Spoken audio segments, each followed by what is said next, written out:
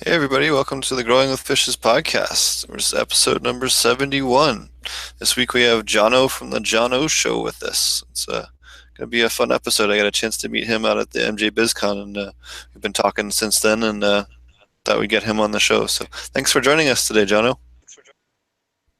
Absolutely. I'm really happy to be here. I've been watching a couple of episodes of the show, and it's a lot of fun. I can't wait to talk to everybody. Awesome. Thanks a lot. We also have Mr. Green Jeans back again with us. Thanks for joining us, Mr. Green Jeans. Great to be here. Awesome. We got Roger back with us. Hello, everybody. Welcome to this week's show. And then we got Hogmaster with us. How's everybody doing today? Doing good. Okay. Alrighty. So we got a chance to meet John.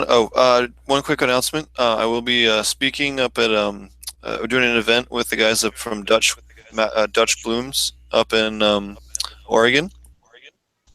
And the end of January 27th and 8th, I think. I'll have to double check the dates on that for you guys.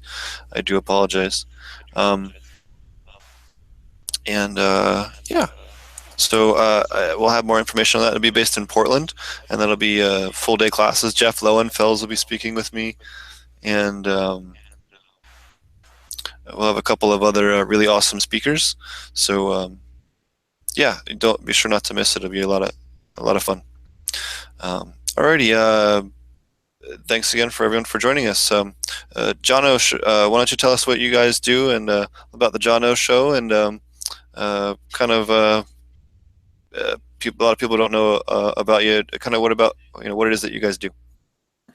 Yeah, thanks so much. The Johno Show is what we like to call a cannabis-infused cultural talk show for kind of curious people.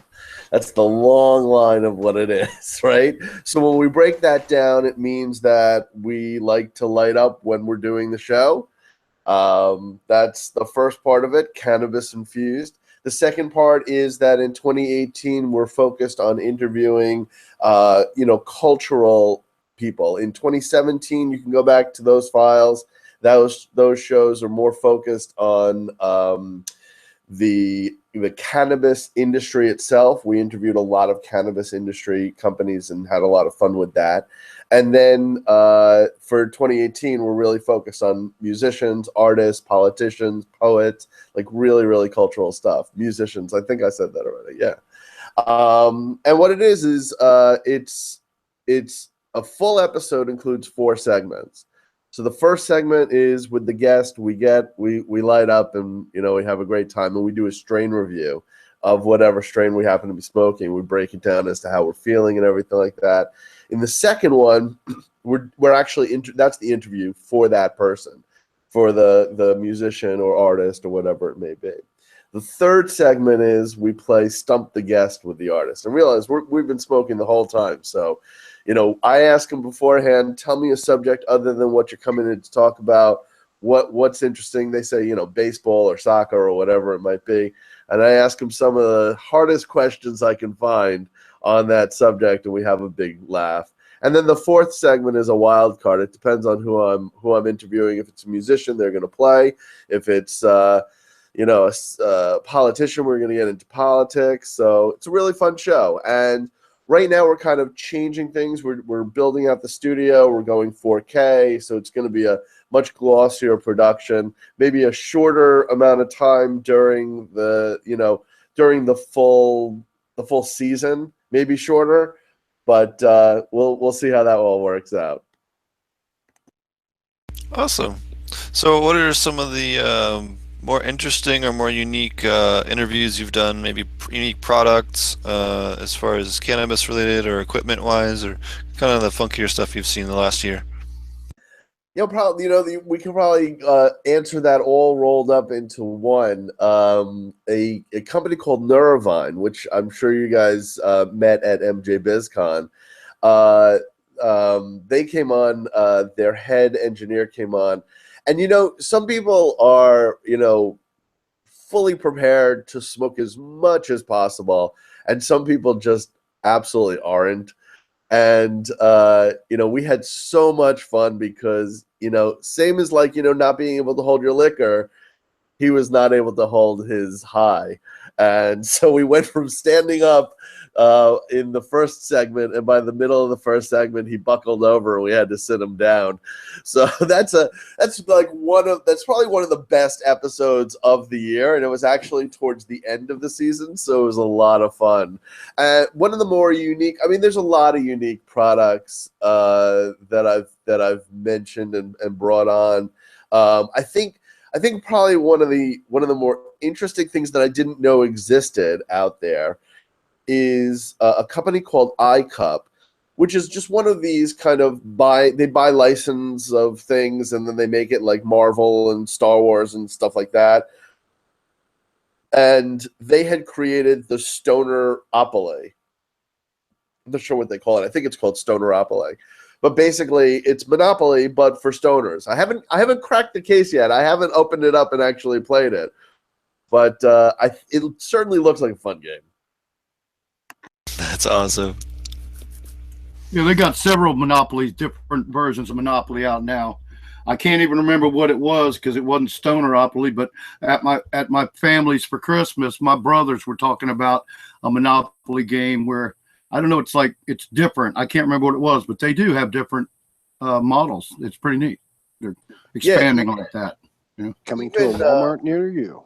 I went to the Jewish Museum for Christmas because that's where you got to go if you're Jewish. You have to go to the Jewish Museum. It's the only thing open in Manhattan, and they actually had Jerusalem Monopoly, which was a surprise to me.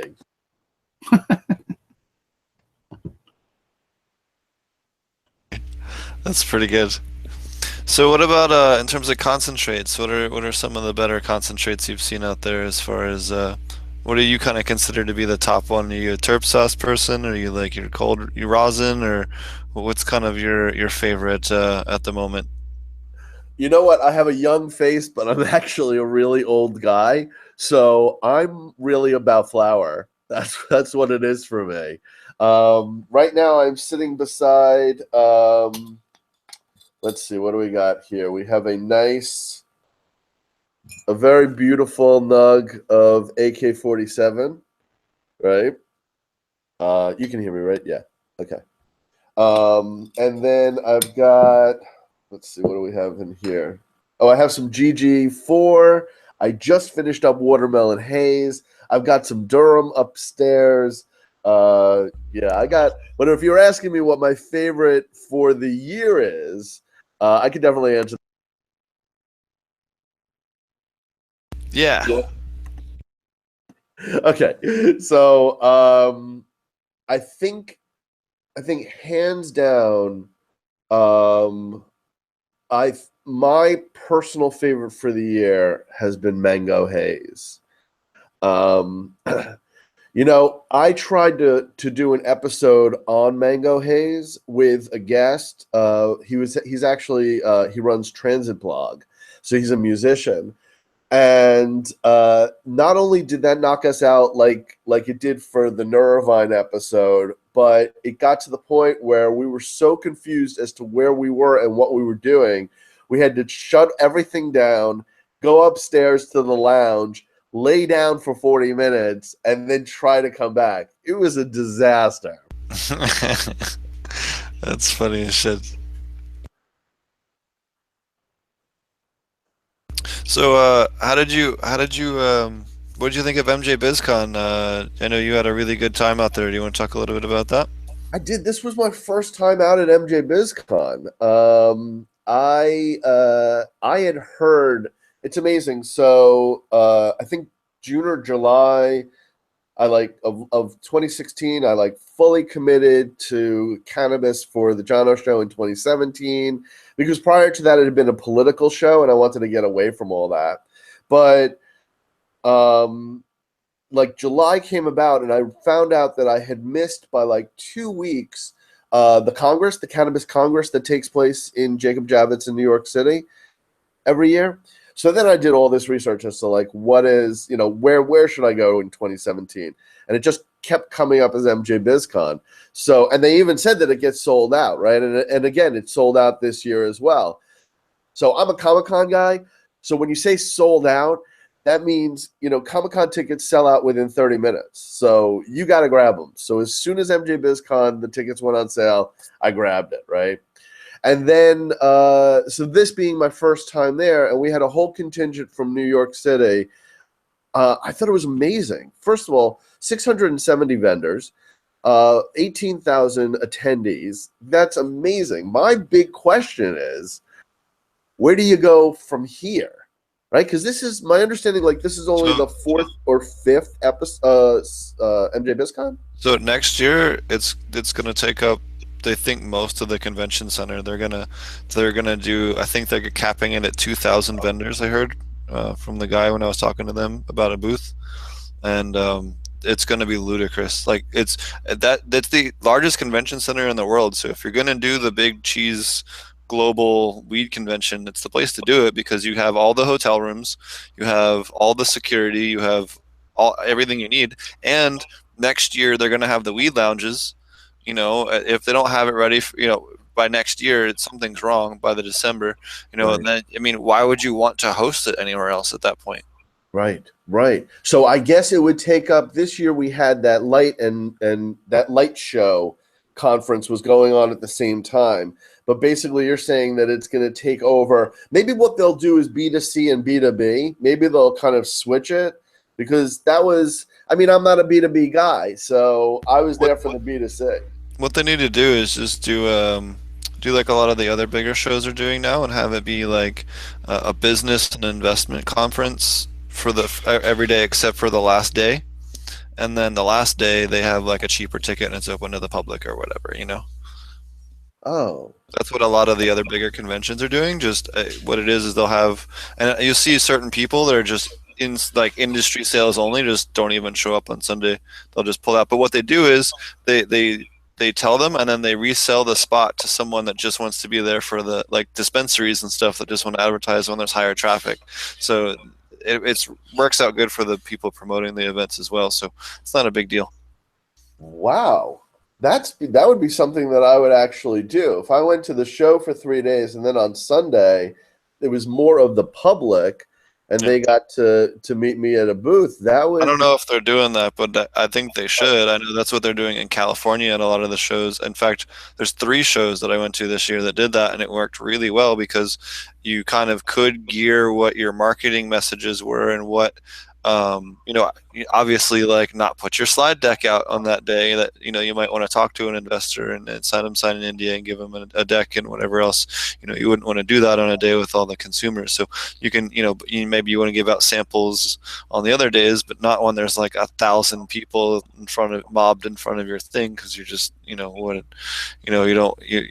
only have so many samples to give out, or There were certainly some vendors that were mobbed. Oh yeah. I stayed far away from that. Did you go to Emerald Cup? No. Emerald Cup is out in Seattle, right? No. It's in Cali, NorCal. Yeah, no, I haven't gone to anything in Cali yet. I have to make my way out there. If you're gonna go to one in Cali, go to Emerald. Okay. Yeah, there's so much happening on the East Coast now. We're just all getting ready for all of this that it's hard to kind of get me out to the California spot. Yeah. Yep. Cali is definitely a peculiar place right now, especially with the total mess of regulations that you probably don't want to hear me harp about.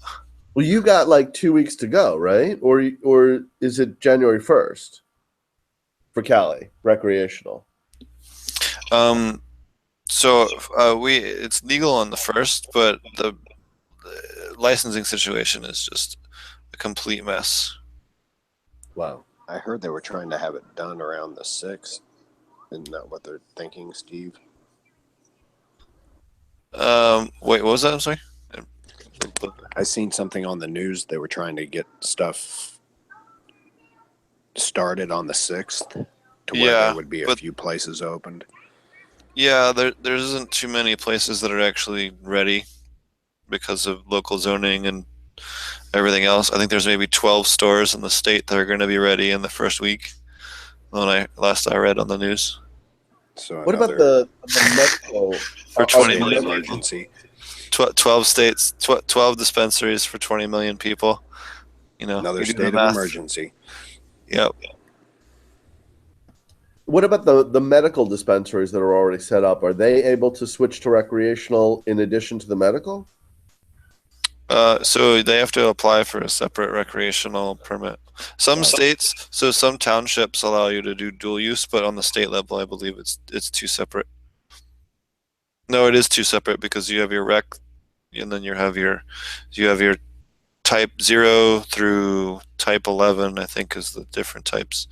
And then you have your cultivation, which is type 0 through type 4, which is your different mixed light and different sizes, and your greenhouses, and then type 4 is your nursery, and then you have your testing, which is type 5, and your extraction, which is type 6 and 7, and then you have the distribution and retail and transportation, I think, are the other ones, if memory serves me right.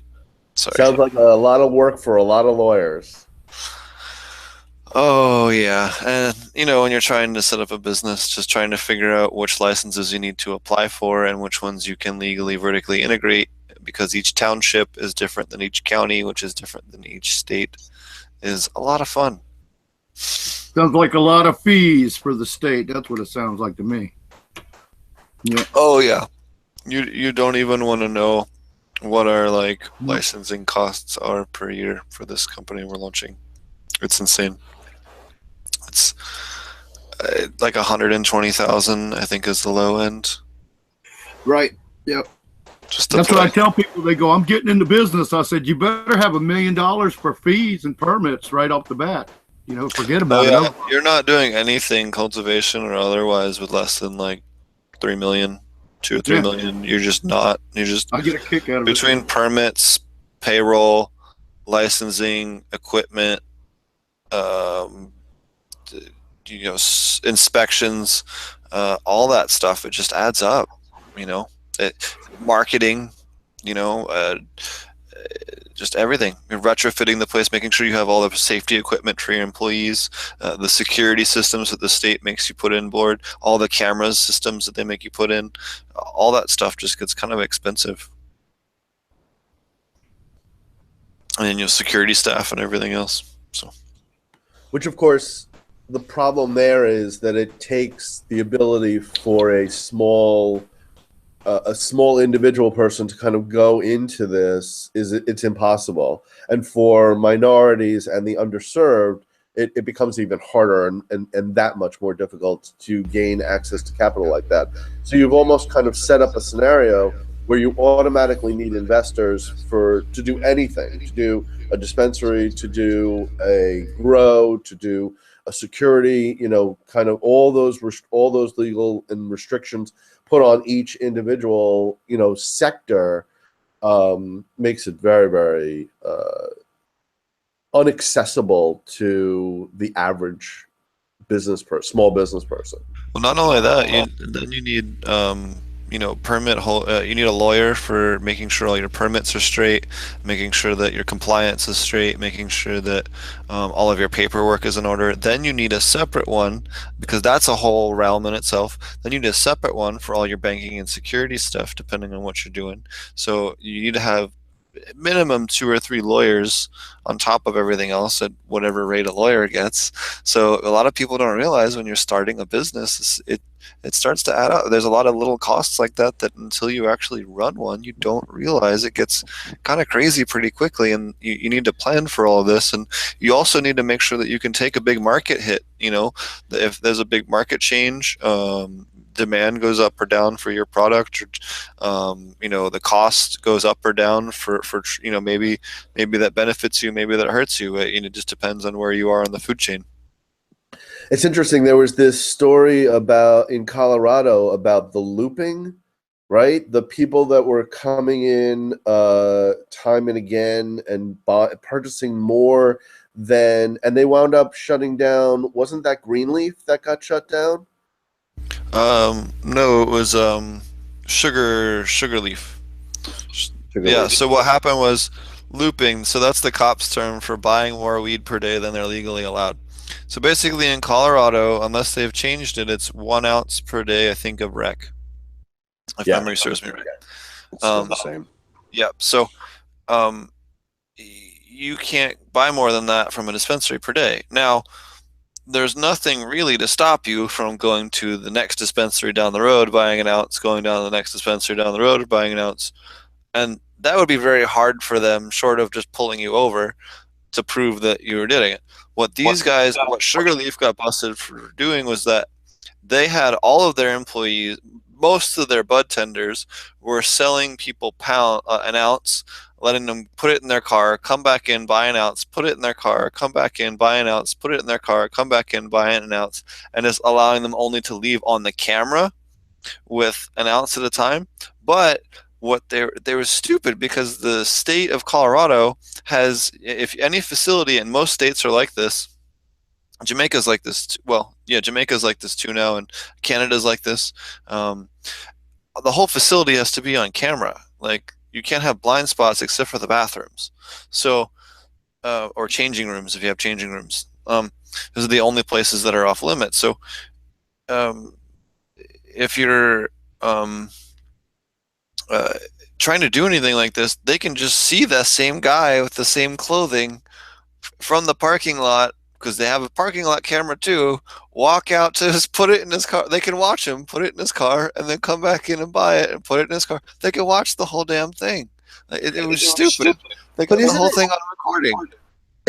Isn't part of the problem that the software that was chosen by Colorado doesn't tie into one big database?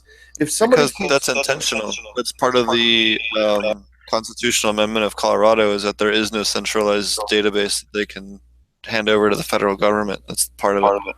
So then somebody could go on a trip and pick up even just an ounce from every single store.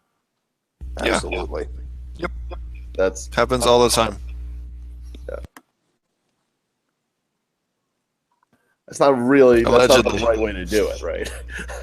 No, I mean, the right way to do it would be just make a friend with someone that has pounds. But but I'm pretty sure they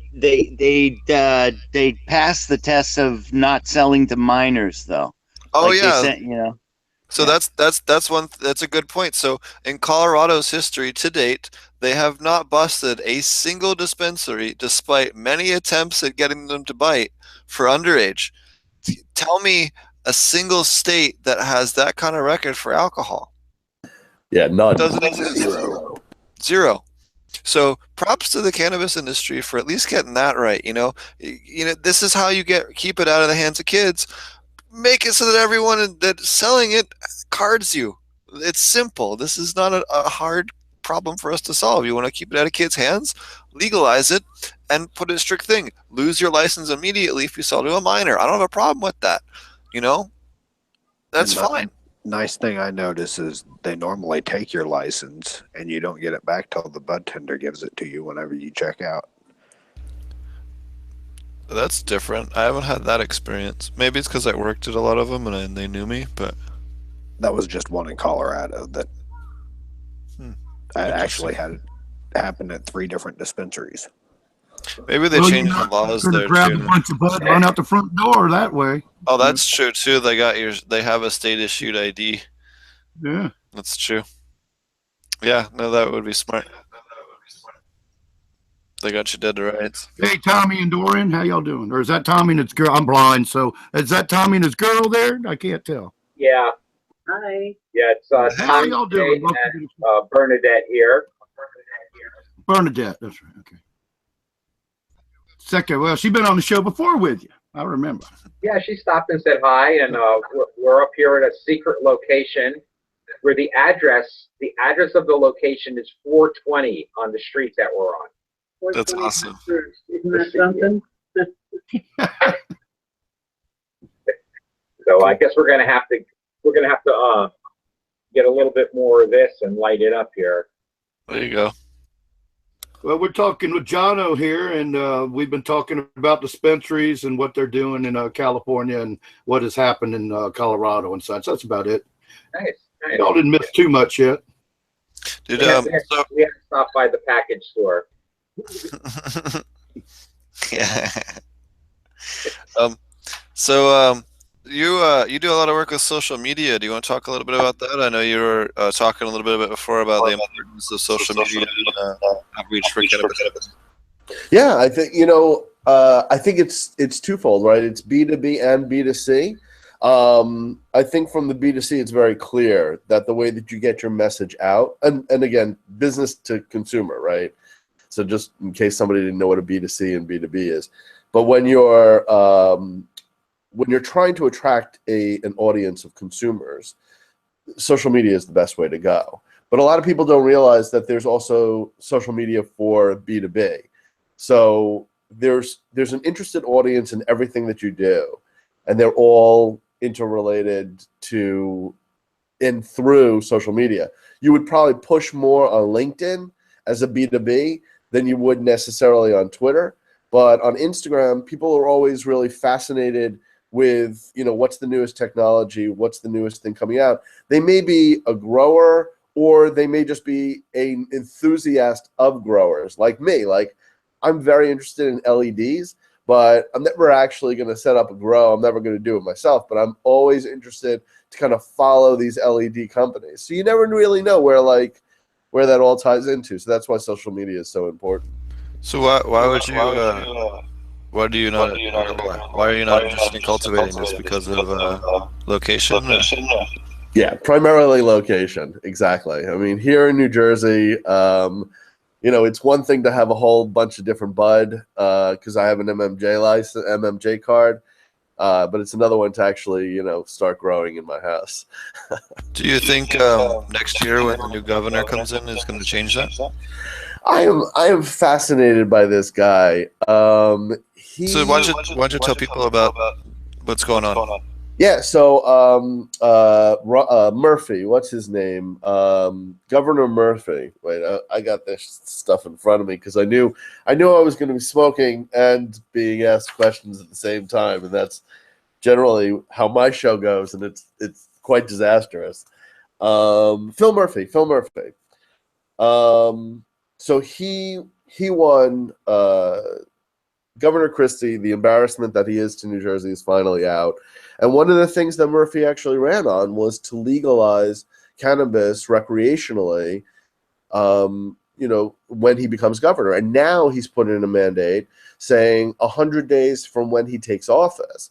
Now, a lot of people are saying, okay, well, you can't do that, right? Because first of all, we don't have enough product here in New Jersey if everybody recreationally, you can imagine like how it was in Colorado.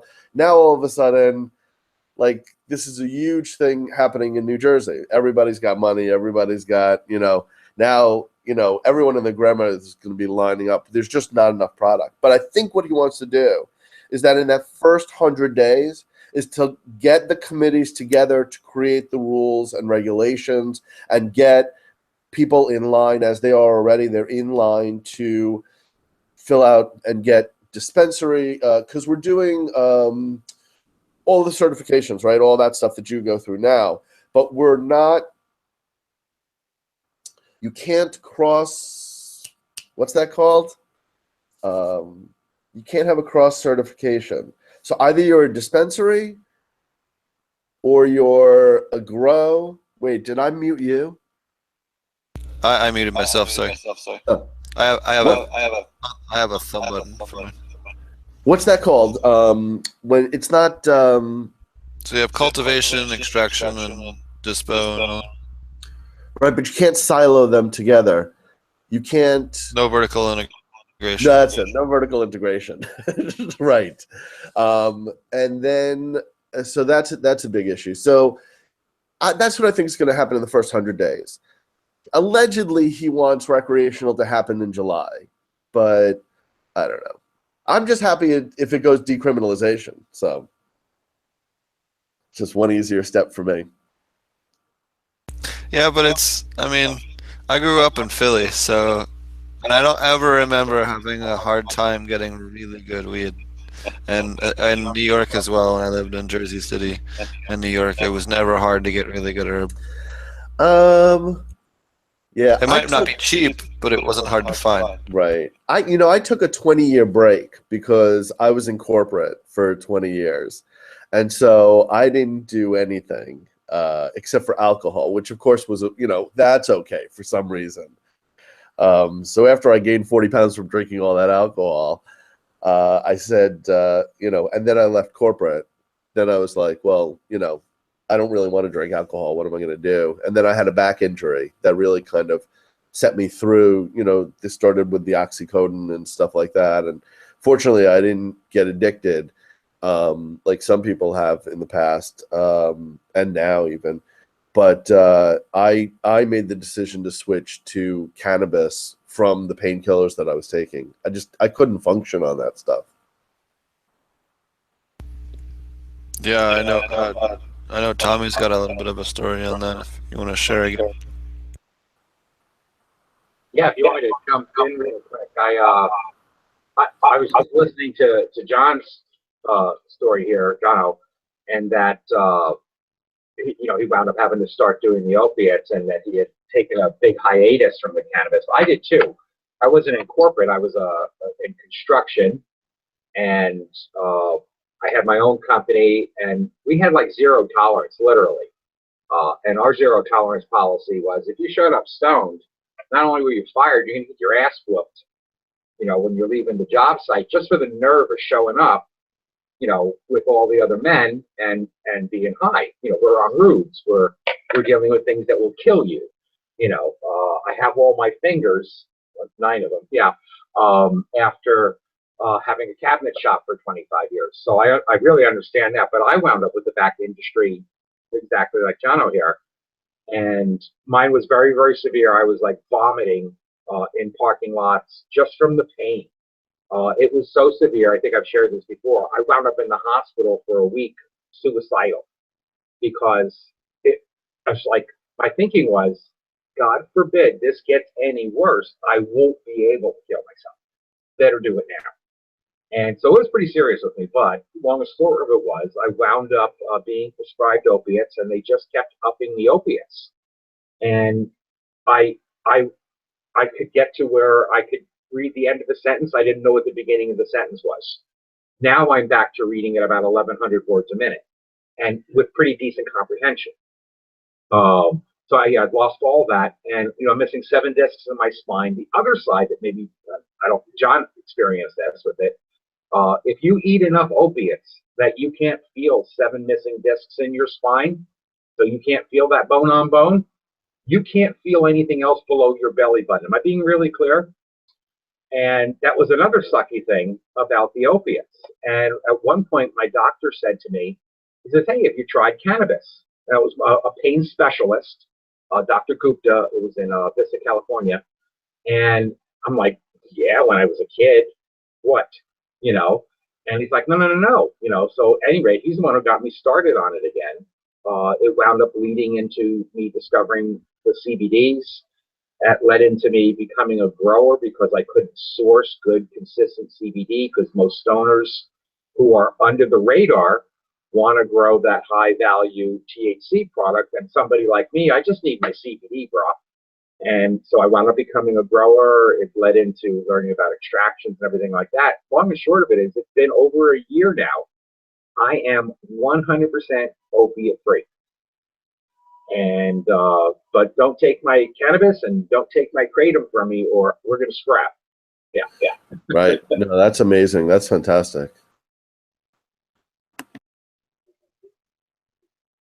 I thought it'd be nice to have him share his, because it was very similar to what you went through, and it's always good to hear people's stories about that, because so many people are nervous or scared about cannabis, and they do come from backgrounds where they were done with cannabis in their life, and then they ended up turning to it for relief, and it's just always good to hear those. Well, David's the same way. I'm surprised he didn't speak up, because David's got that same story. He's been clean off of opiates too. I forgot about that. Yeah. Yeah. You want to touch on that, Dave? Year in April will be 100% off of opiates and muscle relaxers and all that stuff. I also have 2 6-inch rod, 6 screws in my back. 3 of the screws are broke, and I just got tired of being a zombie every day. So, bumped up my quality, and that made all the difference in the world. Having the CBD oils and the high CBD strains, I won't go back to it. Except Yeah, that's amazing. was recommended by a doctor. I recommended it myself, and the doctor, he just don't get my business anymore.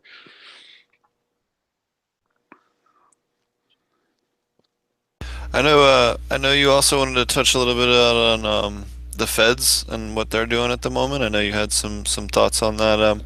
There's a lot of stuff going on right now. It looks like there's a really good chance that Donald Trump and friends are all going to go end up with charges, especially Jeff Sessions. Looks like his head's on the chopping block again here. So I know we've said that a few times, but it looks like Mueller.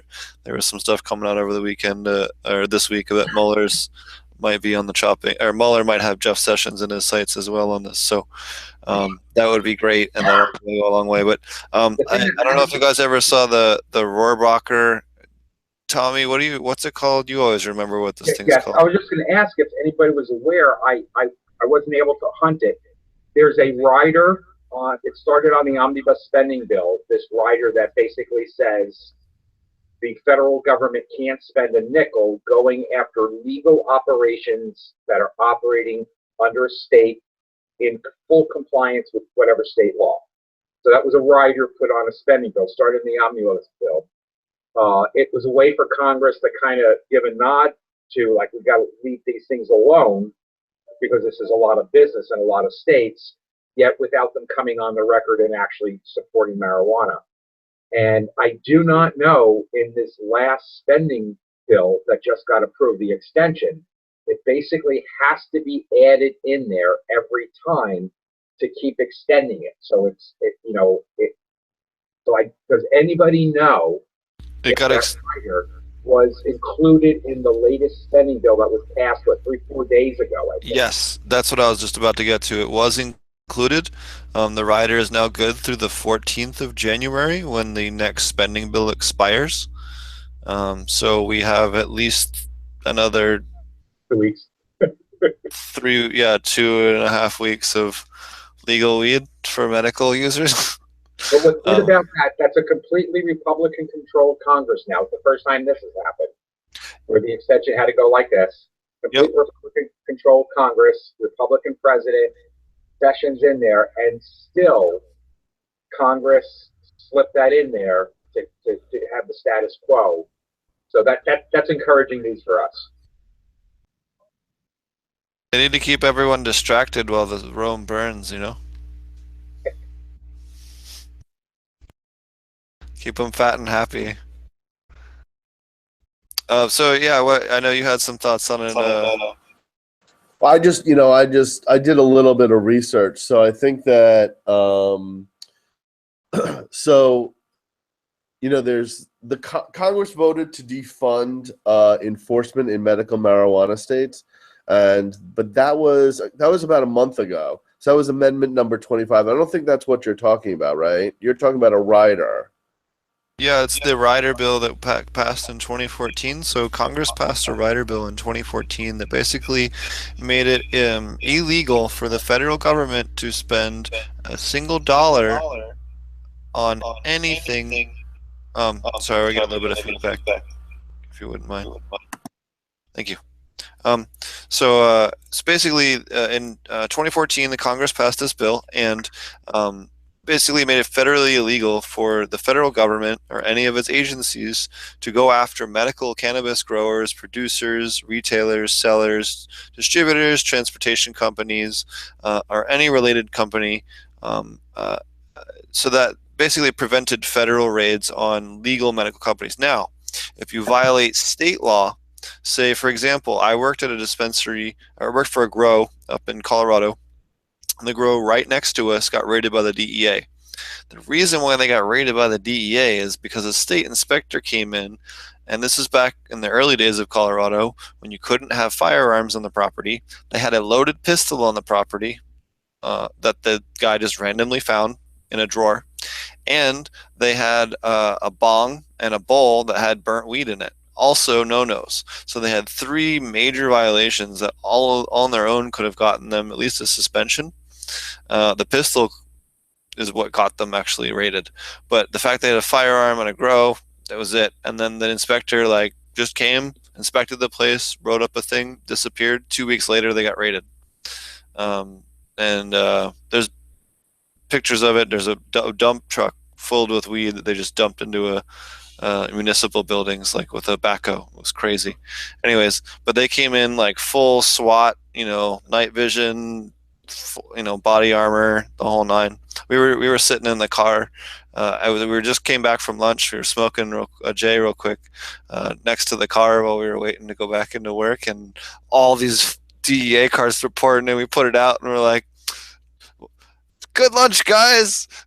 Kind of walking back in because we didn't know who they were pulling into yet, and that was pretty nerve-wracking. But thankfully, they weren't coming after the place that I was working at. We didn't really, we were pretty Nazi about making sure no one was doing anything stupid. But yeah, and then we were going to talk about Jeff Sessions and Sessions, how he does seem to be on the outs, which is what we were just talking about. Regardless of whether or not they're going to bring up, the grand jury and all this other stuff, he seems to be, just based on an article that I found, he seems to be refocusing away from cannabis. Yep.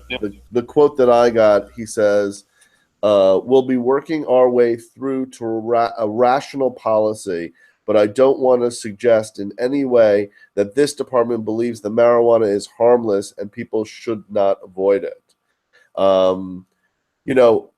As someone may read into that and say, that's a terribly negative quote. I read between the lines, and what I hear is a reevaluation of his current position on it, and I'm sure that he's being pressured by Trump, because Trump wants even bigger economic gains, and that's all that he wants, and he doesn't care how he gets it. And if it has to be through cannabis, and that's what he goes down on record for, that's what he wants to go down on record for. So, well, Democrats and Republicans both want a jobs program. What would be a bigger jobs program than legalizing weed across the United States? It creates, you got dispensaries, distribution, security, transportation, cultivation, extraction. You got the kitchens. You have all these people doing edible arrangements. You have the edible. There's a thing we just signed up for. It's a cannabis wedding expo. There's a whole, and then you have all the inspectors, all the electricians. Taxes and taxes and taxes and more taxes. Yeah, Sorry. but you're fine. But you have your electricians, you have your, zoning inspectors, you have all the people getting stoned, so pizza sales and other delivery food stuff goes up. I mean, you have new businesses and stuff that are built. Look at Boulder. You have Boulder Baked. It's a business that does 24-hour a day stoner food. You can get cupcakes and chocolate cake and ice cream and anything except for they don't have alcohol, but they have any kind of bag of chips, whatever you want, a pallet of soda. They can deliver all that 24 hours a day. It's freaking awesome. Amazing. That's amazing. Yeah, I have yet. That's definitely going to be on my list now. I got to go to that place. Yeah, so anytime you're in the Boulder area, man, just look it up. Boulder Baked. They'll do delivery anywhere you're at. The other great thing that it does is it lowers the black market. So that's a whole other aspect, again, kind of feeding into Trump's, make America safe again by putting up a big wall. If they do kind of break that tie of the black market in the Mexican to American, border line, then that'll also be an additional help. He'll never build that wall. San Diego, so all the border counties, San Diego and Imperial County both said that they're going to block any tax breaks for any company that tries to do business with him in San Diego or Imperial County, which are the two counties in California that border Mexico. And then they also will deny them business permits and deny them like any ability really to operate as much as they're able to. So, go ahead. Yeah, I wasn't suggesting that he was going to successfully build the wall, but if he could, I think that he will take that as a win if he makes cannabis federally legal and it reduces crime and the black market. Where I see the black market goes, and I kind of had some experience with this in San Diego, and it's really kind of weird. I was a small medical grower, 4 lights, and I had somebody who would get every gram and take it out and do whatever to the dispensaries and stuff. And as I was learning to grow, I learned about curing. And I'm like, oh my God, I've been selling cannabis to the dispensaries, and I'm selling it raw and dirty. So I took a couple grow inventories and I started doing the curing. I got into it with burping and everything in big 5-gallon containers and the Bovita packs, and I got it dialed in, and boy, did the cannabis taste incredible after letting the stuff cure. It's like instead of scraping it from under the lawnmower, you actually have what you're supposed to have. So I'm all excited, right? So I go to my jobber, I plop my bags down. She looks and she goes, oh my God, this is gorgeous. I go, yep, I cured it. She had a little bit. She's like, oh my freaking God. Guess what happened? The dispensaries rejected it because everybody's used to coming in and buying Crap. the green stuff. That's just what the consumer knows. So my product wound up only going to owners. This is the stuff they smoke themselves. And then they would sell all the raw stuff that winds up in the dispensaries to everybody. And that's where I think the black market or black connoisseur market, I think, is going to develop, because the big push for industrialization and how many pounds. Oh, I got to take it. So I'm bored and I got to take it. Well, to that note, I would say that there is going to be a higher level connoisseur. It's the same thing as wine, right? So you can go and you can get your duck soup $2 wine, or you could go to a restaurant and have a sommelier explain to you what kind of wine you should drink with your meal. And I think there's that next level, particularly when Colorado introduces night, clubs and cafes into the mix. So that's going to definitely be. So Colorado's actually had clubs since legalization. So for the first 8 months after legalization, there was no rules on banning it.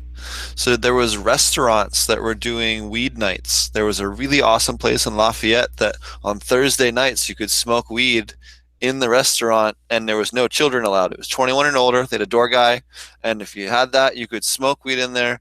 And they also had medicated meals that you could buy, which was freaking awesome. Have it at a restaurant and I can just smoke weed while I'm having dinner. That's great.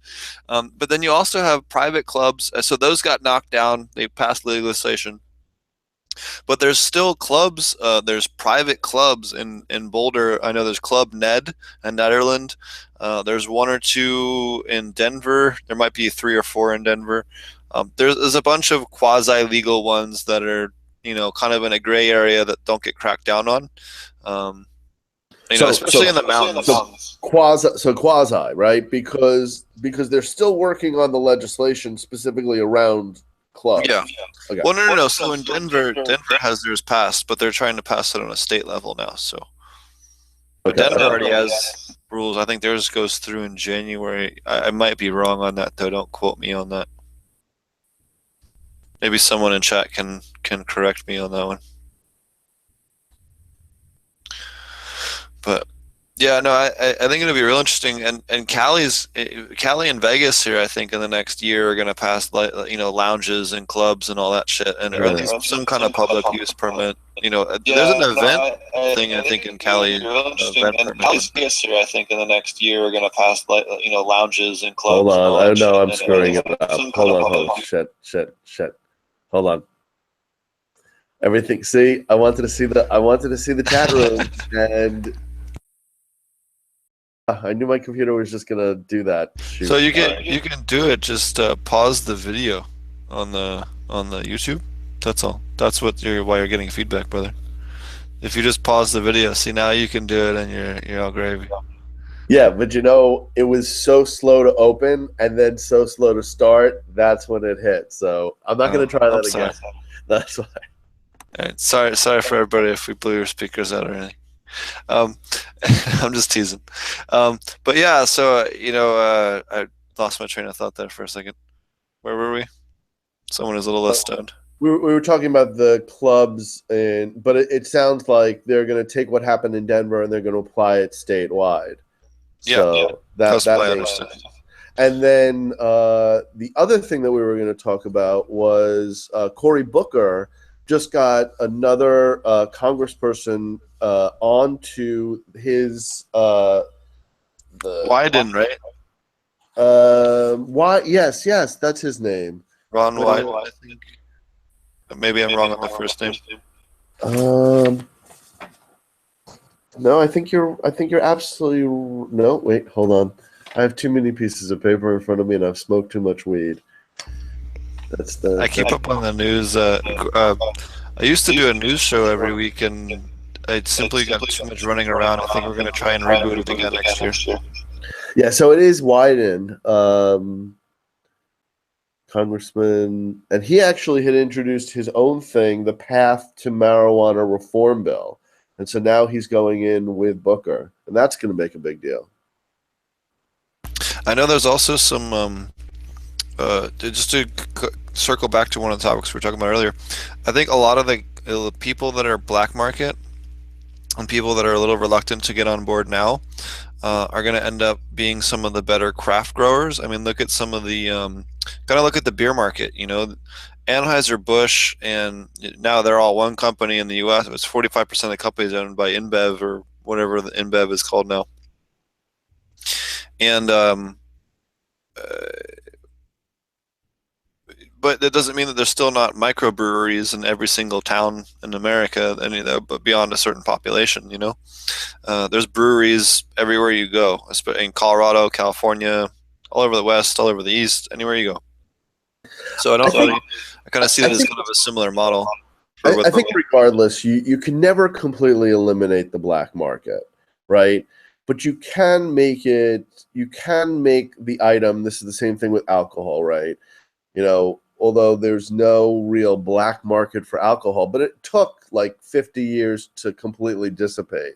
But right now, I mean, some people have better relationships with their individual delivery guy than they ever had with a dispensary that they went into. And so they're going to continue that relationship. But as more people move towards the white market, it'll dissipate to the point where it'll be hard for that individual black market seller to stay in business. Yeah, for sure. It's funny you say that. I actually used to regularly get in Colorado. There was a guy. It wasn't illegal, but this guy used to make in Colorado. You can actually make moonshine and stuff. So this guy used to make peach moonshine. It was freaking awesome. So there are some people that still do, backyard alcohol, but it's not, nothing like the other things out there. That is some dangerous stuff, moonshine. Oh, you can lose your eyes with that. Especially at altitude. Oh yeah, I've definitely drank too much before and lost my vision temporarily. But there's only at altitude because no one explained to me about the altitude when I first got there in my home. Long story short. When you're in altitude, you need to drink half as much. Or when you're in a high altitude. Yes, anything above Right. 5,000 feet. Well, I looked up, Unless as you go up. you don't mind me talking. I looked up, there are quite a number of, the Dab Lounge is one of them, and Club 64. Those are all lounges that are cannabis free lounges. I mean, come on in and smoke if you want. And there's one that's a rolling, so they have a bus where it's all ready to go. It's a bus, have alcohol, and then you go on a trip. That's awesome. And yeah, not friendly. Very cool. Yeah. So there's quite a bit of information in Colorado. There's one place that got closed down.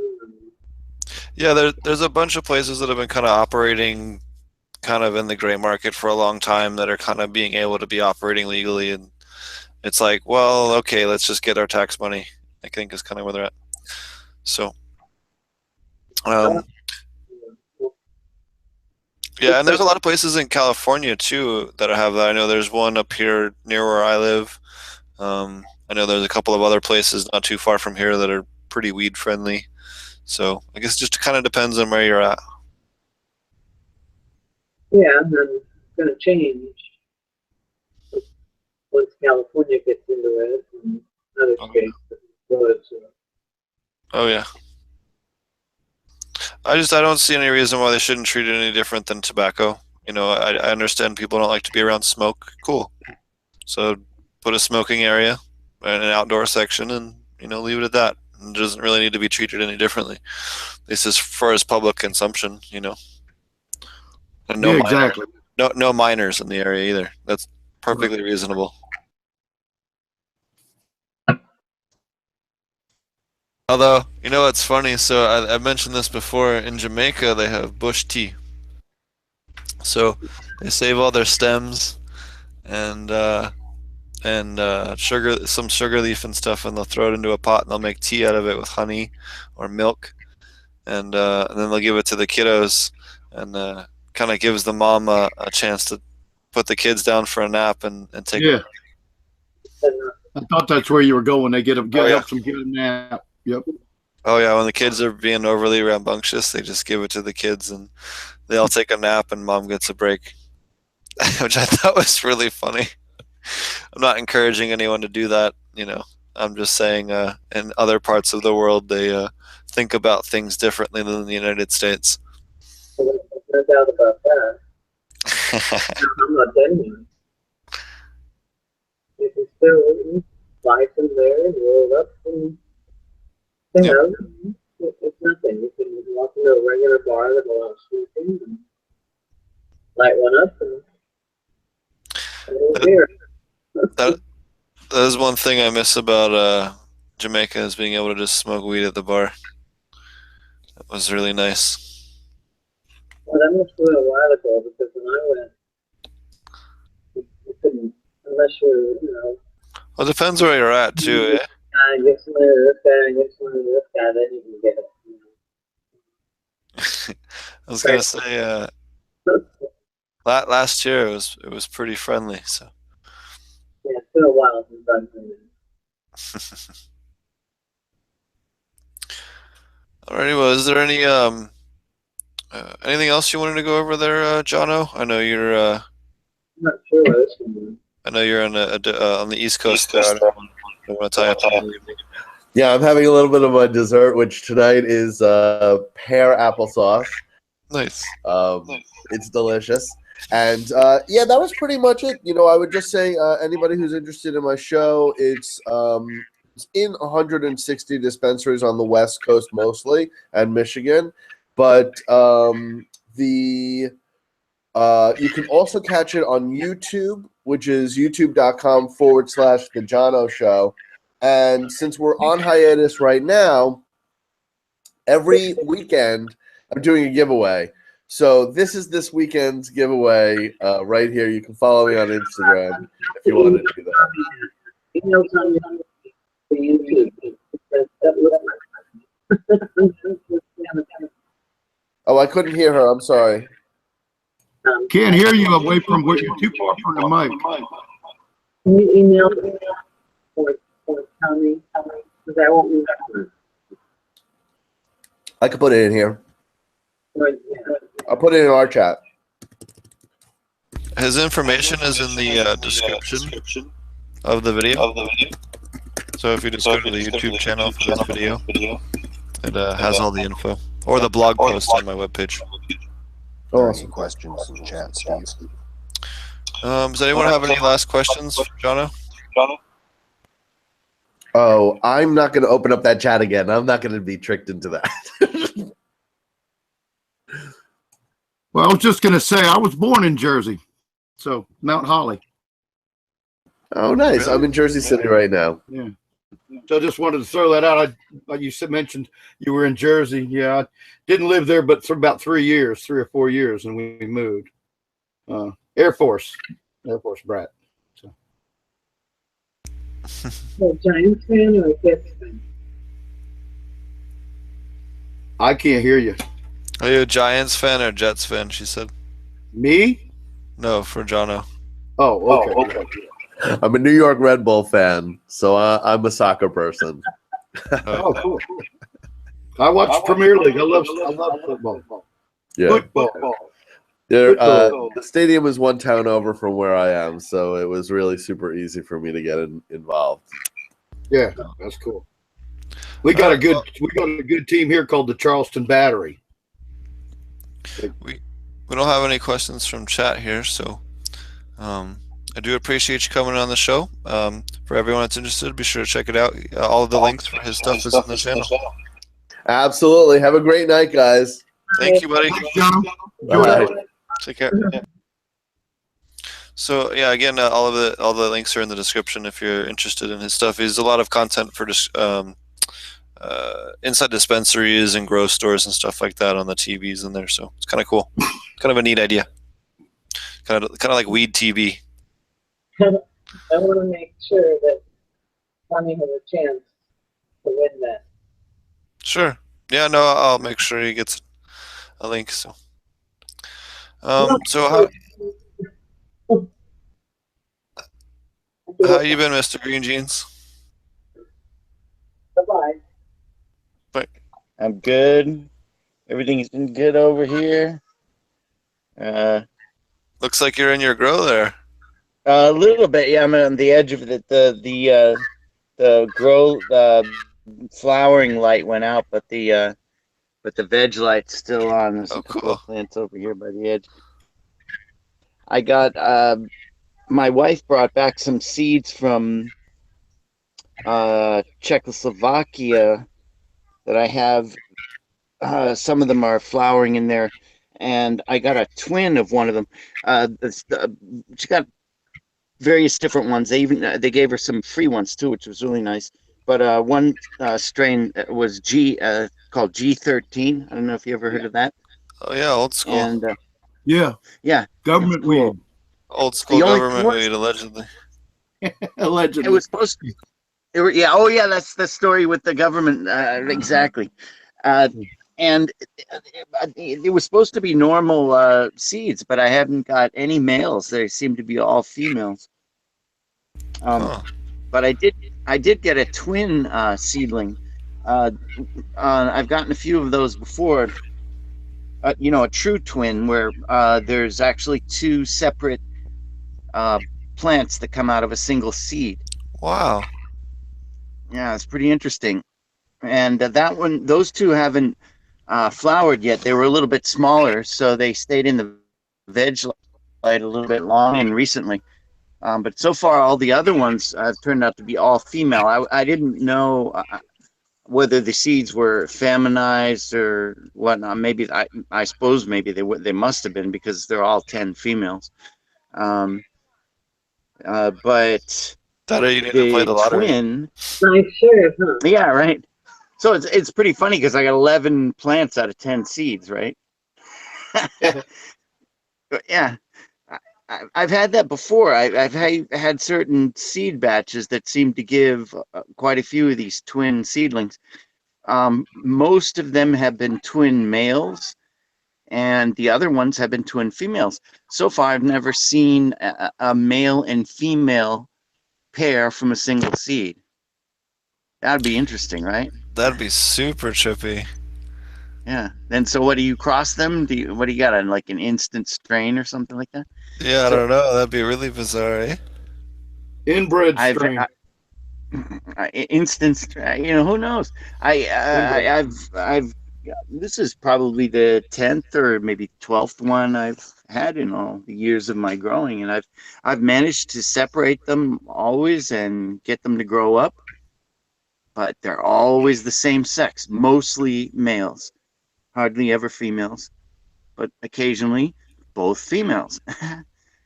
But anyways, so that's my interesting story is that I'm waiting to see about these two. See, like you can't see them; they're over in the flowering room. But whoa. Awesome. well, well, even if there were males, it would be great because all the rest of the seeds were females.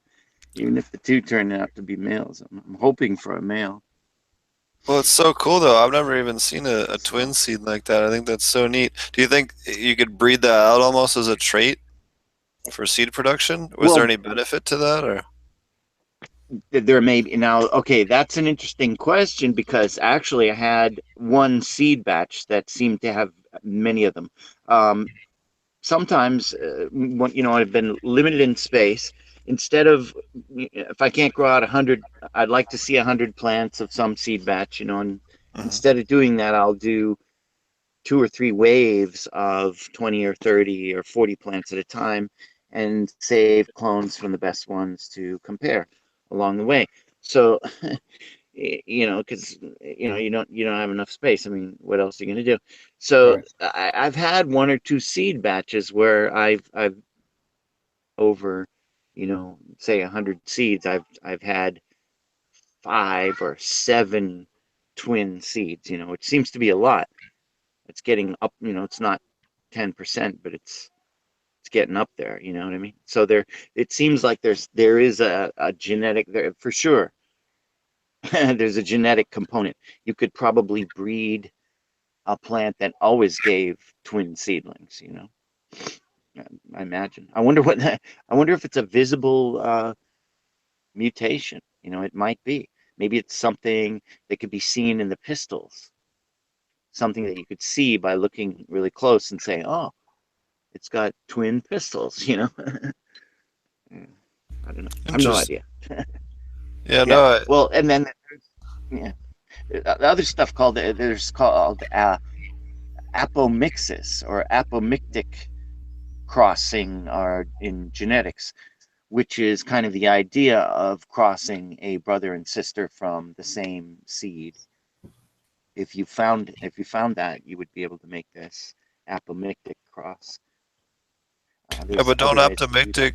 don't aptomictic seeds end up with a higher chance of harming though? Correct me if I'm wrong. Uh, I don't know. Are you talking about ones that are made that way artificially or something like No, no, that? no, With no. So like if I cross a brother and a sister seed, so I have a batch and I have a boy and a girl from the same seed batch. Is that something that you see as? I mean, in general, I've always thought that that would increase your chance of harming. Is that something you feel differently on?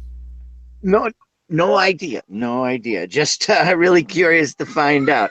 Um, I, I've I've heard in other things, in some kinds of grasses or corn or something like that, that those kinds of crosses have been used to make a stabilized strain. And then there's other weird things too. There's like citrus, certain kinds of citrus seeds are commonly from certain kinds of fruit are commonly produce twins, and they're different. Like one of those twins is a clone of the mother, and the other twin is a genetic thing onto itself, like a new thing or something like that. So there's all kinds of unusual things in agriculture. I know there's other stuff with twin seedlings, and there's a lot of science behind it, and I really don't know. Just that experience with it, and I've been able to separate them successfully every time that I can remember. I haven't lost a single one yet. So if anyone ever sees twin seedlings and they turn out to get a male and female, please contact me. You Awesome. can separate them too. It's not that bad. It's not that hard. Are you? So And how then long do you store your pollen for? It's a question I have. Yeah, I haven't been very successful at doing that. I've tried freezing it. You have to get it really dry. I've never really gotten it to last that long, much more than a month or something like that. I know that I should be better at that. I'd like to get better at that, but I'm not. I just count on having the males around. At room temperature, if you get it very dry, you can store it for a while. You know what I mean? So that means like big piles of it you don't want because they'll get moldy. If a big pile of it is moist, you know what I mean? So it's got to be a small amount, which you don't need a lot. And some people put it in rice. You can use rice really dried out in the oven, pre-dried, to suck the moisture out of it. I'm sure that works well, just to keep it really dry. And that way it keeps for about a month, 3 weeks to a month. It's still pretty good. That's about the longest I've been able to keep it. Seeds frozen pretty long, but pollen not successfully. Not We me, used anyways. to I've heard of people doing it. we used to take it and put it on a plate and put it in the fridge and kind of have it kind of cold dehydrate for 2 or 3 days, and then we'd take it and put it into our pollen like film containers, and then put it in the freezer. And I've had it last as long as 8 months doing it that way. Not That sounds really good. You know what it sounds good about it is the free because the freezer is really it's got its own the defrosting mechanism is drying the hell out of everything in there. So you're kind of using that to desiccate to dry out, super dry it. Because I think that's the problem. I think I've never really gotten it dry enough. I think I'm going to try that. cool. Yeah, if it's molding, that's probably so. Yeah, it's mold. Always You don't fun want to teach mold. people some tricks. Yeah, yeah, man. I've got to try that because it would be really great. Usually I just count on males are easy clones to keep because they don't take up much space, and even flowering they don't take up much space. You can let them grow their whole life in a really small, 9-ounce cup, and a bigger than a 20-ounce party cup. So they don't take up much space. They can be turned over pretty easily. You're only just a pain in the ass to keep cloning them or whatever, but so that's what I do is I just keep turning them over. But it would be really nice to store. There's been many times when I've had a flowering plant and looked and said, damn, I wish I had some of that bee pollen with it. you know Dang it, it's not flowering now. Yeah, so Yeah. that's a great tip. I'm gonna I wonder if you could I'm put it gonna in like try a it. freeze dryer, like a food freeze dryer, like a small freeze dryer, Maybe. something else to play I with. Yeah, I don't have something like that. I have a thing for drying, like a fruit dryer, but not a. Yeah, the downside to that is it puts too much heat on and it breaks down the pollen, eh? So Dehydrator. Yeah. yeah, too much heat. So I was thinking the freeze Yeah. dryer would get around that issue, eh? Yeah. Well, I think Well, that's why your idea, why you guys putting it in the Oh yeah, refrigerator right away is yep. drying it. That's, I think, really smart. It's a ghetto freeze dryer basically. It's not necessarily, maybe it's because the freezer is especially self-defrosting. It's incredibly dry in there. You're out of the air. It's got an air conditioner in there, so Yeah, that's all the problem with storing cannabis in the freezer. People always, that's why people get a bad experience is they store it in some kind of plastic bag that allows the, you know what I mean? It has to be sealed in some kind of glass jar or something like that, and Hmm. then it's okay, you know. So it'll Right, work. people don't realize plastic breathes a little, so it gets Plastic breathes freezer too burn. much, it's gonna Yeah. it's gonna dry out if it's thin plastic. I think even freezer plastic, it's got to be a couple of layers if you're gonna store it for a few months. Hmm. Even if you had freezer Ziplocs. Yeah, better to. That's Awesome. another thing about concentrates is they store a lot better than fresh Oh yeah. flour.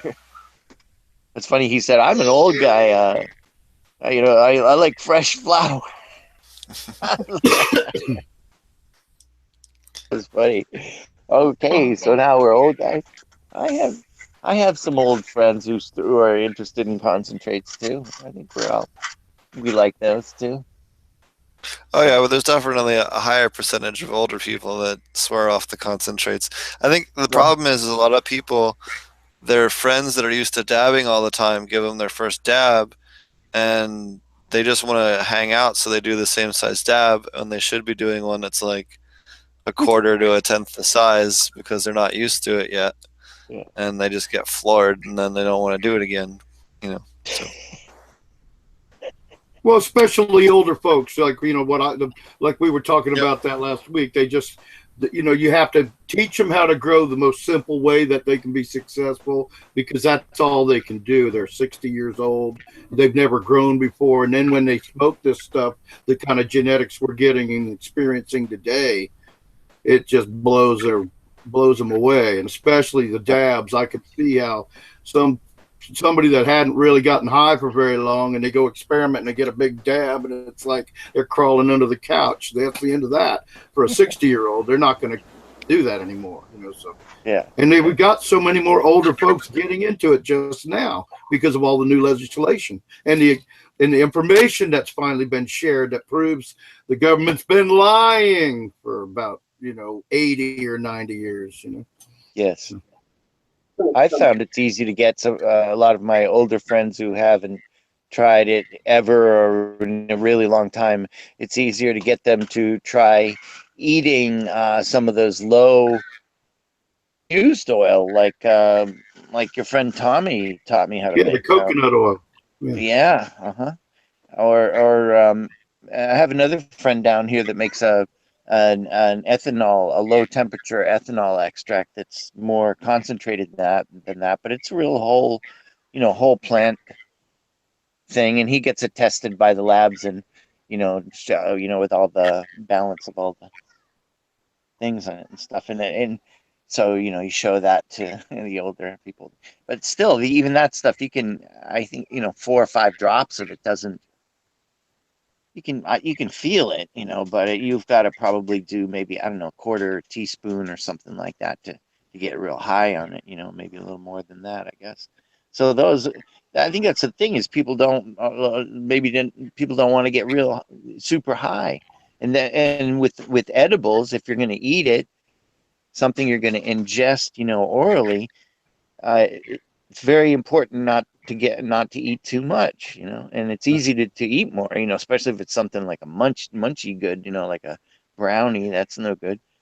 Really high THC in there, that gives people a bad experience.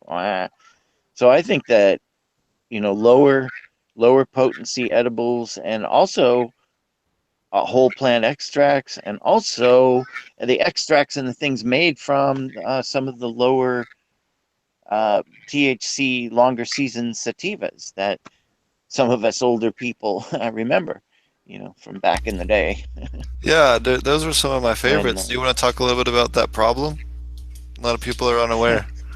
Well, I mean, I just think that it's just harder to grow. You can't find a long season sativa in the dispensary very easily, because the indoor growers are understandably not necessarily going to put the extra time in.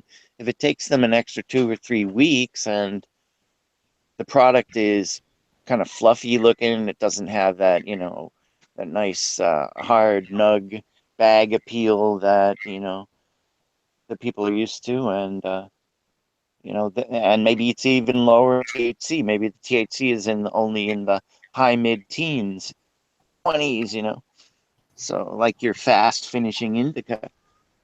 So it's a no-brainer for a lot of growers. A lot of growers are gonna, of course, gonna choose the faster finishing indica, or at the least a modern hybrid that also finishes fairly quickly and has sativa qualities, you know, but is not necessarily a true long season sativa that's many of us older people might remember, or even something sort of blended in that direction. You know what I mean? A lot of, you know, they're really, you know, your sativas. You look at your pictures from high times in the '70s, and you can see, you know, it's not necessarily that we want to go back to that 12%, you know, super scruffy and stuff. But something up in the 16, 17% kind of nice is pretty nice. And maybe it might take, you know, 12 weeks or 13 weeks to finish. And those are probably better done outdoors, you know. Some of these, and you know, down here, actually, Southern California is great for that. I think it would be great to intercrop with grapes. I saw these guys up in Oregon were getting upset. This grape, you know, these wine, and they were upset because their neighbors were moving in next door. We're going to grow cannabis, and they were like, "Oh my God!" I thought, "Wow, that's fantastic! You guys should get together. You should intercrop them, and you'll both be able to add it to your brand." You know, I want to buy wine that's got it's had cannabis plants growing Yeah. all in between it. That would make me nervous a little bit because you have to worry about pesticide drift. Make sure they're not spraying There's true. grapes. That's true. Yeah, you Yeah. know, they're both, but I'm thinking that if you're looking at an organic solutions for generally intercropping, you know, friends, having your plants, your friends there, it's generally a good idea. They're probably going to draw, you know, be a home for a lot of beneficial insects that are going to be, you know, good for the grapes. In the, I suspect, you know, it's going to take some knowledgeable organic management stuff like that. But I just feel like grapes and cannabis together seems like seems like a good idea. I don't know. Maybe I'm just high. I met a cool Don't you guy the guys other. think it? What? Oh, I think it's a great idea. I met a Well, cool I guy mean, the other day that does pest control for grapes by he has ducks. So he has whole herds of ducks that are flightless, and they go through yeah, and they eat all the bugs out of the yeah, grass. He just herds yeah, them around, and that's his pest control. That's pretty cool. yes. Little chickens. I've had little chickens before. They're fantastic. Big chickens are a little bit invasive. They tend to dig up the garden before, you know, pretty much. But little bantams and stuff, man, they're great. They're all industrious. They're all in there digging away, eating stuff.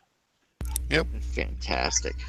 So yeah, I mean, I think, you know, I think that's a lot of one of the big problems of a lot of agricultural problems stem from people being very monocrop, you know, having any kind of situation where you've only got one thing growing is not the greatest idea. And a lot of vineyards are, you know, starting to grow a lot of stuff in between, a lot more stuff in between, and doing more organic in between the rows and everything. I know it's common. So why not throw in the cannabis plants? And you could say, hey, you know, it improves the flavor, you know, instead of Harvests around the same time of year too, eh? it would Oh, be make for a my great. grapes used to. But now I'm not in a place where people generally grow grapes. Well, they do muscadine here, but I I grew grapes alongside and on the edge of my greenhouse, and they always I always got grapes like early spring, and then late fall. It was kind of weird. It just go barren through the summer, but I'd have a nice harvest of grapes after it warmed up, you know, when everything else was starting out, my grapes would go crazy, and then they would dry up, you know, as the summer came on, and then they would reflower and give me grapes in the fall. You know, so it's Yeah. kind of 2 times a year you get grapes and then they go away. At least, you know, the way where I'm growing, I'm not in the most conducive environment like you know you'd have in a California hillside or something like that. You know. Yeah, yeah. We're in Southern California. I'm right down on the coast, you know, right down the bottom of Orange County here, and it's kind of a little bit cool here, but a little bit further inland from here, it's really nice. I think it's better cannabis outdoor than than further upstate. We need a little bit better, a little bit different genetics around here, but well, you don't even need them. We can actually do the same kind of indicas and things that they can do up north. It's a little bit harder for us to set out cuttings here because our longest day isn't even barely 16 hours here. But with longer season sativas, man, whoo, and you know, because we have the heat and everything, we don't have the problem with mold later in the season. And, woo, we can really kill it. Yeah. I've seen some amazing outdoor grows recently. Nice. You know, and so it's it's a matter of having the right genetics too. You know, I really think. Right. Yeah, and I've been fooling around with this stuff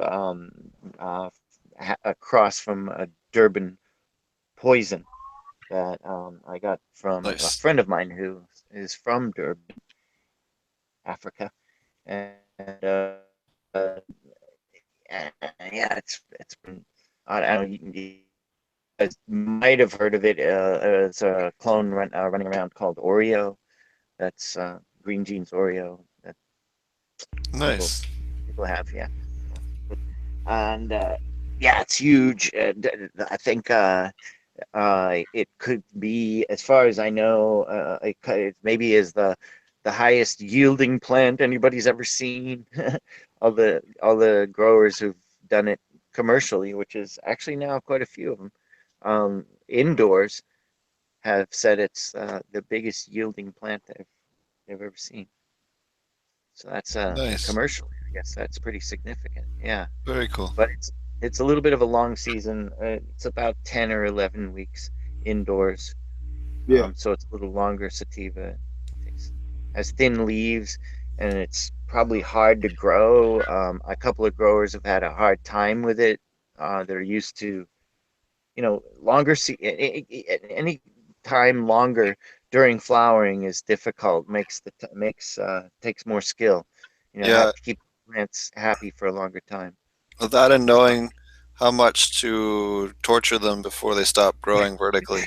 Because Quite with right. those sativas, you flip them and they'll grow for 2 more months. Like they don't give Yeah. a fuck. So you better be prepared for that, or you better be grafting every day, Yes. every other day, or you're gonna Yep. not grow that plant indoors because it'll get 10, 12, 14 feet tall on you before you realize it. Yep. That's where I learned how to snap the top over. Yeah, you get good at bending. Yep. Yeah, pinch You it know, I down. actually did it There's one nowhere time and actually room. broke the crap out of it, and it just formed a Now they knuckle. call it And I super grew a crop. pound in the plant. You know, I got Oh, a yeah. pound indoors because I broke the top. You know, I said, so I started doing that. Like, I don't try to actually break every plant, but when my top gets up near the light, I just kind of break it about a foot down, or I bend it. You know, it's like a super cropping type thing. But if it breaks, I've What they call it now. really, it hadn't really hurt the plant as long as it doesn't break it completely off. You know, it'll work. It works. It's kind of does a supercharge to the plant. It's crazy. Oh, it's good You know? for it. Yeah, What it really a week does later, is, the tip is growing back up like that. You know. Oh, I've got a you know what? different camera. I can't get used to it, but you know, you'll have it broke over, and know, a week later, that sucker's going like this. You know, trying to grow back up there. Yep. You know, the thing about bending plants, people don't realize what it does. It's amazing how there's a lot of unusual and odd theories, but what it does is really kind of obvious when you think about it. And what it does is it just allows more light. Because if you just take plant normally, think about it, it just grows. A plant normally grows straight up. You know, it goes straight up like this lighter. You know, it's just growing straight up vertically, right? But and so if you the light shining down from above creates a little, so the shadow, and the plant's only absorbing that much light. But if you take that exact same plant and you bend it over sideways, all of a sudden now the light absorption of it, if you're still shining the light straight down from the top, the area, the surface area of absorption of that plant, of the light coming down from the surface is increased by maybe 4 times. I mean, it's an incredible.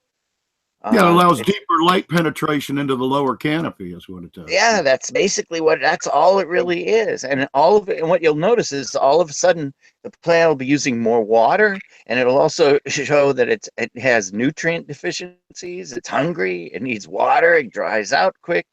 It's like water thirsty. Oh my God.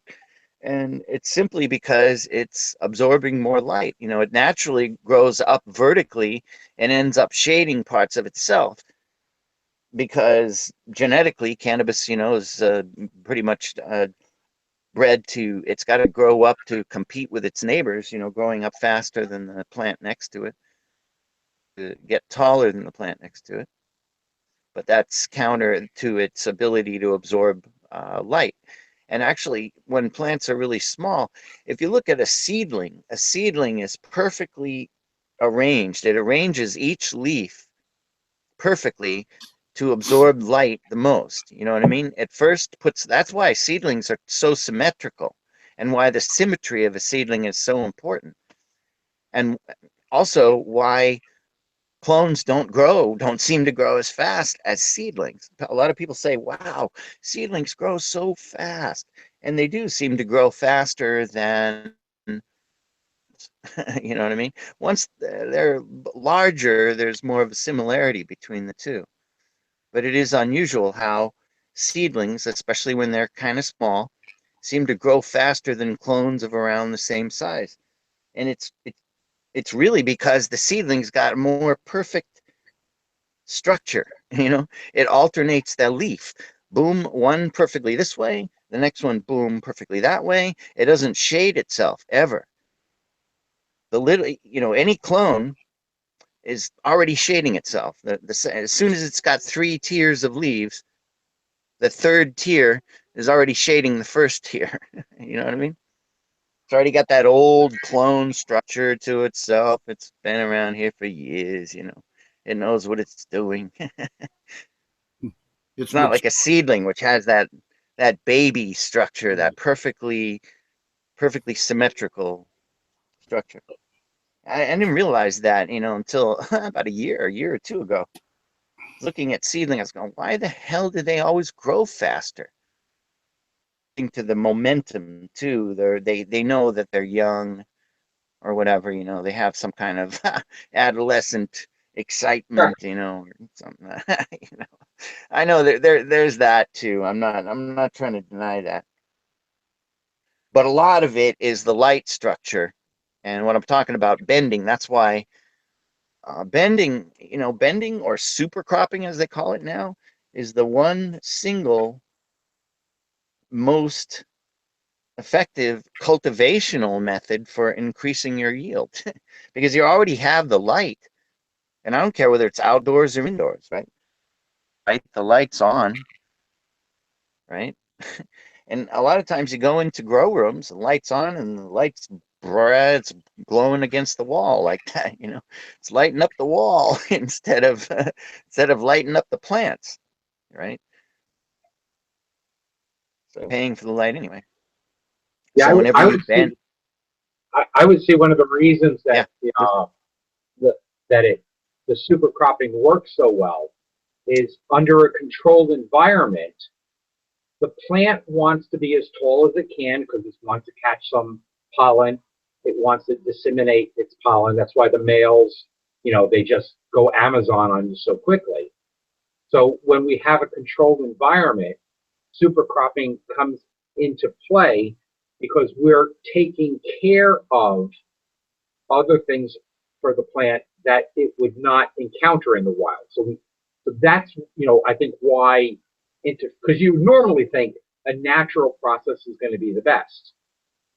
But when we do plant husbandry and we're eliminating pests, we're eliminating certain things through our husbandry, then we're able to implement some of these things like you're talking about super cropping. And yeah, for root and tootin', it really does work. As long as you're making sure the plant's taken care of, it doesn't have to fend for itself for everything.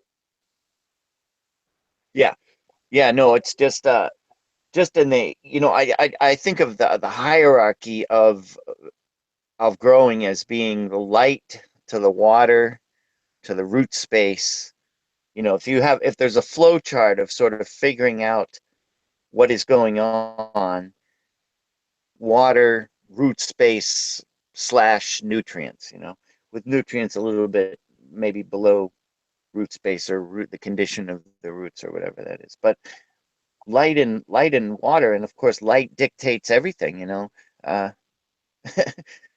water, of course, delivers nutrients and everything like that. So in the flow chart, things happen below other things. They don't, and the light is the ultimately the most important thing.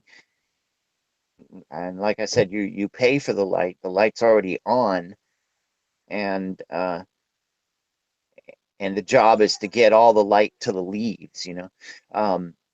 That's one of the things about high intensity lights, about single point lights. That's a real pain in the ass. Is that arranging plants underneath a high intensity light is really difficult.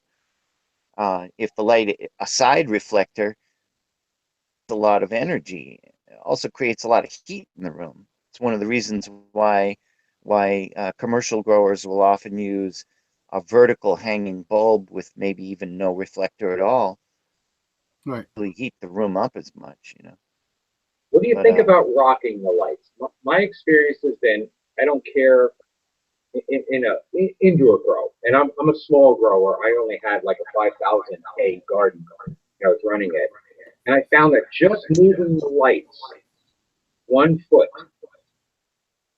real slow with a light rail, made a massive difference.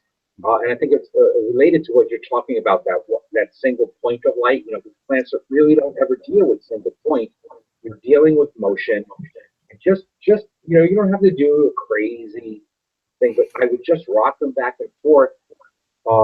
Yeah. Much easier. Well, pests, the plants were healthier. It's already stressful growing inside. I mean, that's a stupid thing to do with a plant. And when you're starting out stupid, you have to make every effort you can to eliminate stupid. And I found any light just moving even 1 foot back and forth, the plants are a little healthier. Do other people share my observations? Yeah, I think that getting light to all different parts of the plant, which I think you're achieving the same way by bending or by even just moving the plants, arranging the plants. They often have to be when growing really fast. They often have to be rearranged every day under the light, turned and stuff like that. When they're vegging, they're growing incredibly fast. Vegging plants, can double in size in a week. I did a lot of there's I do like the there. light mover myself, though. I don't always use it. Mine's kind of wore out, but I used a light rail once, and I very much enjoyed it and thought I did increase the yield by creating those different angles to the, and still I bend the top still, but it really. I think that I have to give a caveat. I had a sprouting setup, so I was not able to turn my plants. I was training them into netting. Right. And so so that is a caveat there, because what he's saying is really stressing moving the plants if you're growing like that in cages. Well, it's just like Marty too. Marty. doing aquaponics, they can't move the plant around like we do. That, I mean, like I said, I've grown all the different ways. Now I'm into doing a lot of experimenting for new growers to find the simplest and best methods for these older new growers that have very limited talent at this point. And we're try to teach them. It's the single point light source that's a pain in the ass, is what I was going to say. It's worth it for commercial growers who can do these elaborate stadium arrangements and all that kinds of shit. But really, a light that is more like a skylight, like a fluorescent fixture or an LED light, is much easier to deal with, for the simple, the reason why the rail it works so well is because it's kind of like acting like a skylight. It's turning that single point source into, wiping it back and forth across the plants, which is much easier. It's much easier. It's not so much whether it's better for the plants or not. It's that it's so much easier for us to arrange the plants underneath That's true. under a light source that is like a skylight. So when you're helping people to grow, older people who don't want to put a lot of effort and stuff in it, I often would recommend something like, a fluorescent light and everything. Also because the, rate of growth is going to be somewhat slower, give you a little bit more time to react to things and stuff. Get ready, for stuff, high intensity light of, high pressure sodium. You got to jump. You got to keep a machete handy. Mm-hmm. People have to be fast on their feet to keep up with all the changes. On multiple point light kind of stuff, what do you guys think about the concept of, like, instead of having one HID or one 630 or whatever it is, ceramics metal halide or a single cob. What do you think about the idea of spreading your light sources out, kind of like having a panel, an entire panel over your grow area with multiple points? I think if you diffuse light enough, if you separate the point sources out enough, I don't think you need to invest in moving at that point. No, I think that's again one of the. I think LEDs are really awesome, and you don't see any. I don't have any here, but I know people. Some of my best friends do. I think LEDs are. I'd love to have one. Pretty cool. No pun intended. But I mean, I still I think a good start is Mother's Little Helper from. Is that right? Spectrum Kingdom. Spectrum King, yeah. Okay. It's like 100-watt light or something. Oh yeah. It's bulletproof. You can drop it in the fish tank. Everything. But for a starter light, I don't think I've seen a better starter anywhere. For the price point. A better starter. For the price point, for what it does and the yields you can get from it, no. Yeah. And see. Yeah. You can go full through flower. It's like a full spectrum kind of thing. I know those guys have been on the show before, and I've done experimentations with LEDs. Yes, once you get started in the LED, watch out, it's addictive. And look at all the research with a grain of salt at the very least. The grain of salt should be stretched around the entire rim of a large margarita when you look at all the stuff. I think one of the things I like about the Spectrum King guys is they take their stance, but man, they bring the science. You just got to respect that, Yeah. Yeah. Well, yeah, they're serious growers. Science is important. They're very serious growers, so they're not just a light company. I mean, they're a big light company that makes grow lights. Yeah. People, and they do custom kits for everybody. If you want a custom kit, they design it to fit your room, but they bring grow knowledge that generally you don't really get when you talk to lighting people. I mean, they do grow, or they know whatever, like the standard lines and such. But these guys know what they're talking about when it comes to cultivation and why their lights work so well. And that's what's so impressive about those guys, Brendan and Orr. Yeah. Yep, they've been on the show a couple times. I'm 3. sure we'll have them on again here before too long to talk about their new product line. So, been on the show 3 times, and then Steve does videos with them at conventions. So there's a bunch of information out there that they've shared with us. oh yeah, Excellent. Yeah. I've finished plants under little fluorescent, under shop lights, under 45 watt, and they come out with good genetics. It isn't necessarily desperation with good genetics and the right, you can grow some really nice stuff. I have a friend who I think he was it under one shop light and one single one coming from the side. He grew, I think it was 2.5 ounces. So isn't that amazing? I've seen under 145. Go ahead. That's respect. Well, just incredible. I was like, wow. I had friends that it was like experimented with nothing but T5s, crammed all the covering his whole entire grow, and he grew some nice. I mean, you have to temper your expectations for yield, but you could definitely T5s grow some real nice plants. Oh yeah, T5s are much brighter. That's what I got right here. No, I was talking about the regular, the big old shop lights. Yeah, the big old 45. Get the fixture right over here, and one of the things you were talking earlier about together, and you were talking earlier about getting old farts like me. My channel, Old Fart Grows. Hey, that's a plug. And I got into this late in life, and before I got into this, I mean, I'm not even worthy to be on the panel. I used to kill cactus. Okay, that's how much of a suck ass grower I is. And talking about getting old farts like myself started and growing. This is one of the things about a lot of the marijuana laws that really irk me.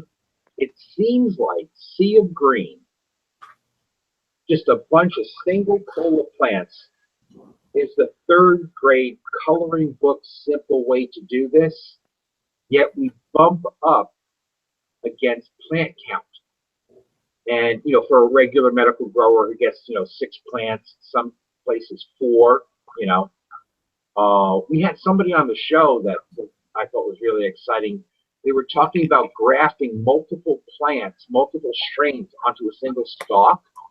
So you could have one root ball, one plant. That was Donald last week, my buddy, one of my moderators from I Love Growing Marijuana. Yeah, that was a great idea. I love it too. We can't wait to do that. That's buzzing in my head ever since I heard that, dude. Yeah, that was awesome. So short of Sea of Green, on the panel here, the easiest way for people to get into stuff, is it an aquaponic setup? Is it like running like 5 plants in a mother?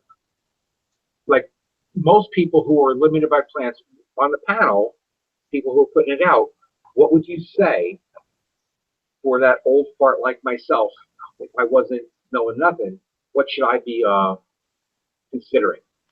If you know nothing, go ahead. Oh, I was just gonna say, I think the the easiest thing is soil mix in containers. Certainly aquaponics is easier than hydroponics because it's halfway. It's because it's organic. It's kind of an organic system. You're using fish water to feed the fish. And but it's a little more complex than that. I'm a hydroponics, commercial hydroponics grower, for Whole Foods. And I'm telling you what, I don't think aquaponics is easier than hydroponics. And I make my own nutrient solution too. But you're right, it's on the organic side, but there's a lot more than just fish poop, to that stuff. These guys got this science that is that's when it was just fish poop, we used to say that's bullshit. Now you go, wow, they're really growing some badass plants. Yeah, with the whole dual root zone system and things like that. Yeah, well, that for instance, that's taking it to the crazy level. Yeah. I always say, I grew up, I was my earliest memories outdoors are learning how to turn compost. My grandmother was a organic gardener, and cool. I grew up doing that, doing that shit since I was like a little kid. And the thing about because she was an old lady, so to her it was very important. She was already in her 80s, even when I was, very tiny.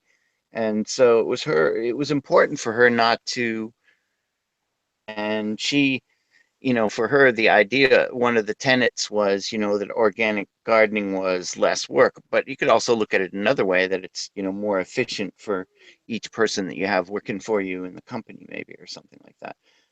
But or you get more work done. And so many of the principles of organic gardening are about that. The idea that you don't feed plants, you feed the soil, and the soil feeds the plants. Or one of the first things to consider about pests is to plant a diverse crop, so that the pests, like some plants more than they like others.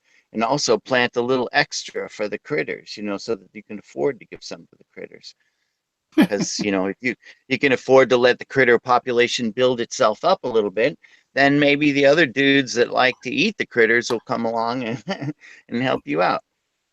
So you have to calculate for that in the beginning. These are all organic gardening tenets, the points about organic gardening. And that's why I said with aquaponics, now my experience with it is fairly, is limited. What I did was I did a run of DWC with water from my huge goldfish tank. I have a big tank of big big fat goldfish, fancy goldfish that were eating lots and lots of food and making a lot of poop.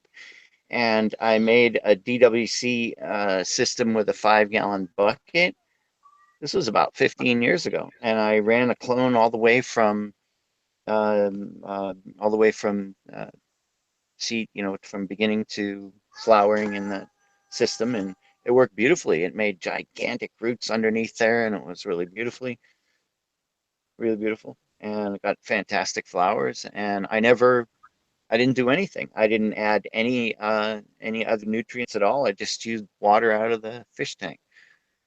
So I guess that's aquaponics, right? And you didn't it was carefree.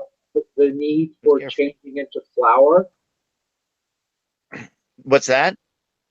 You didn't. You just ran your basic high nitrogen all the way through flour. I don't know whether it was nitrogen. I didn't feed anything to it. I just used the fish water. No. The fish waste is high in nitrogen. Oh, okay. Yeah. I had a transferring to flour. You want to be doing some amendments at that point that the fish just don't shit. Okay, the fish are shitting like crazy, but I had a very well established biofilter in that tank, because there was a really thick undergravel filter at the bottom of the tank, so there was a huge biological system going there, which is changing all the ammonia into nutrients. And basically, with goldfish and stuff, that's not enough. These big hungry pooping goldfish, you've got to change some water.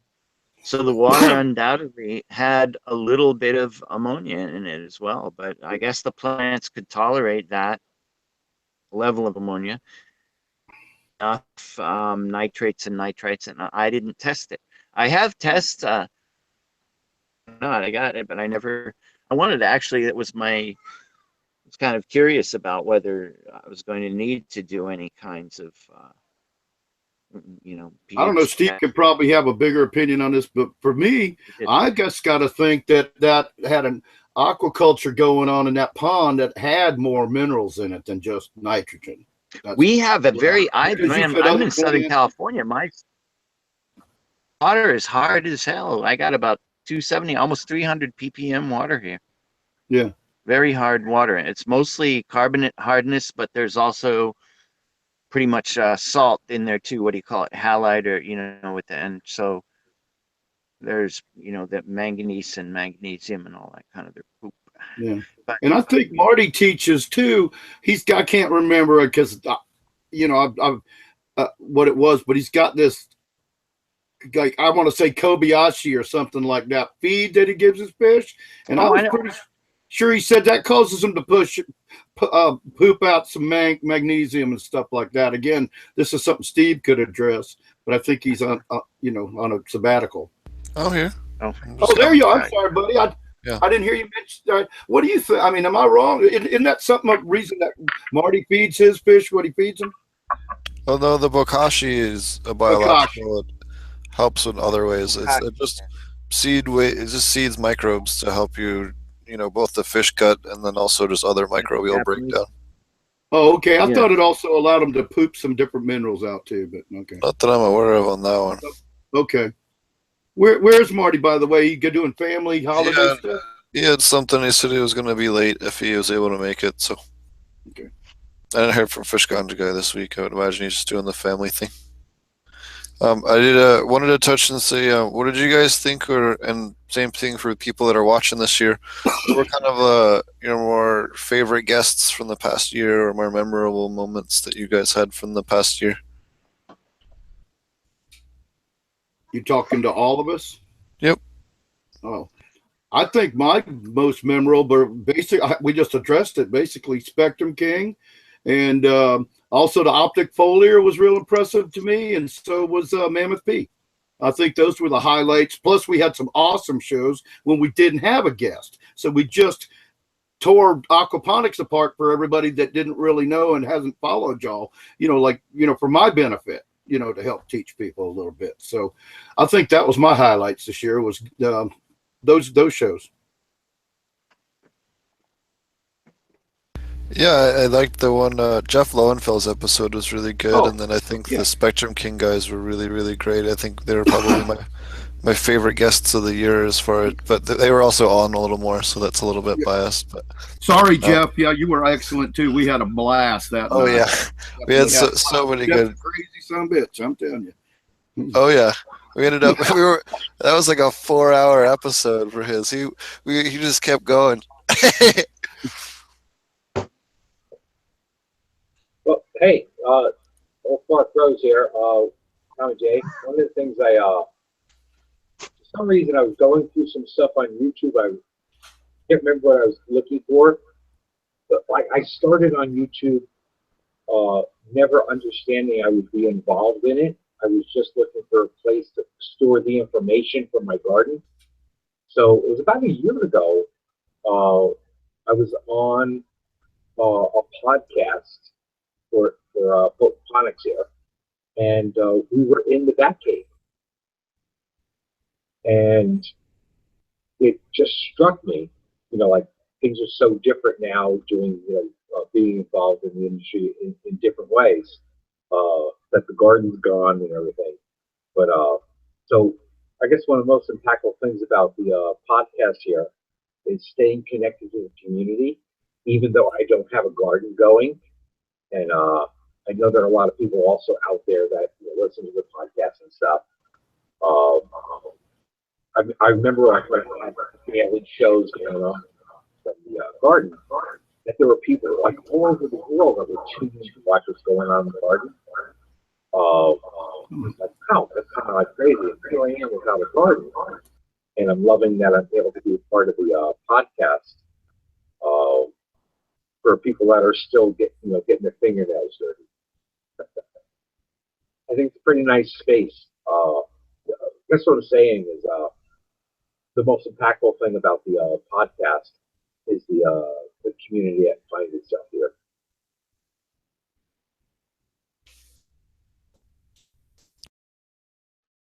Oh yeah, we have quite the merry band of misfits that we have on the show each week. So I was just looking back at the biggest views as far as view count. Jeff Lowenfell, Spectrum King. What is this one? Kapow. Kapow. I think might be the highest actually. When was that? That was before you. That Right. was a couple months. That was in 8 months ago. Whenever that was. That had to be before. Well, it must have been right before me because I started on 420. Yep. Yeah, that's when you joined us, and then kind of slowly picking up people as we go. It's fun. So yeah, I think it was the Spectrum King. I think was the highest viewed. The most viewed episode we've ever had was the first one, by the way. Everyone's curious. The first one by them? Yep. No, the first episode we have almost 2,000 views. Oh. Oh yeah, because we keep telling everybody they got to watch the first one. You know, we have to get better. Right in the root zone in the first 15 minutes, which gets everybody right into what you're doing. And that I thought that was handled better than a lot of the other shows too. Oh yeah. You need clickbait titles. Clickbait titles. Yeah, you had your ducks in a row on that one. We got people in chat said Jeff Lowenfels was their favorite episode. A lot of people said they liked the True Aquaponics episodes as well as the True Terpenes episode.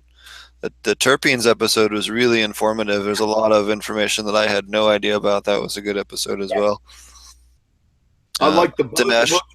Your friend in North Carolina with the bug show was pretty cool. Oh yeah. Carl's awesome. Yeah. Oh, and then another one said the episode, I think it was 51 when we ended up not having a guest last minute, and we ended up just talking about ferments the whole episode. Yeah, that's what I was talking about. Those kind of shows.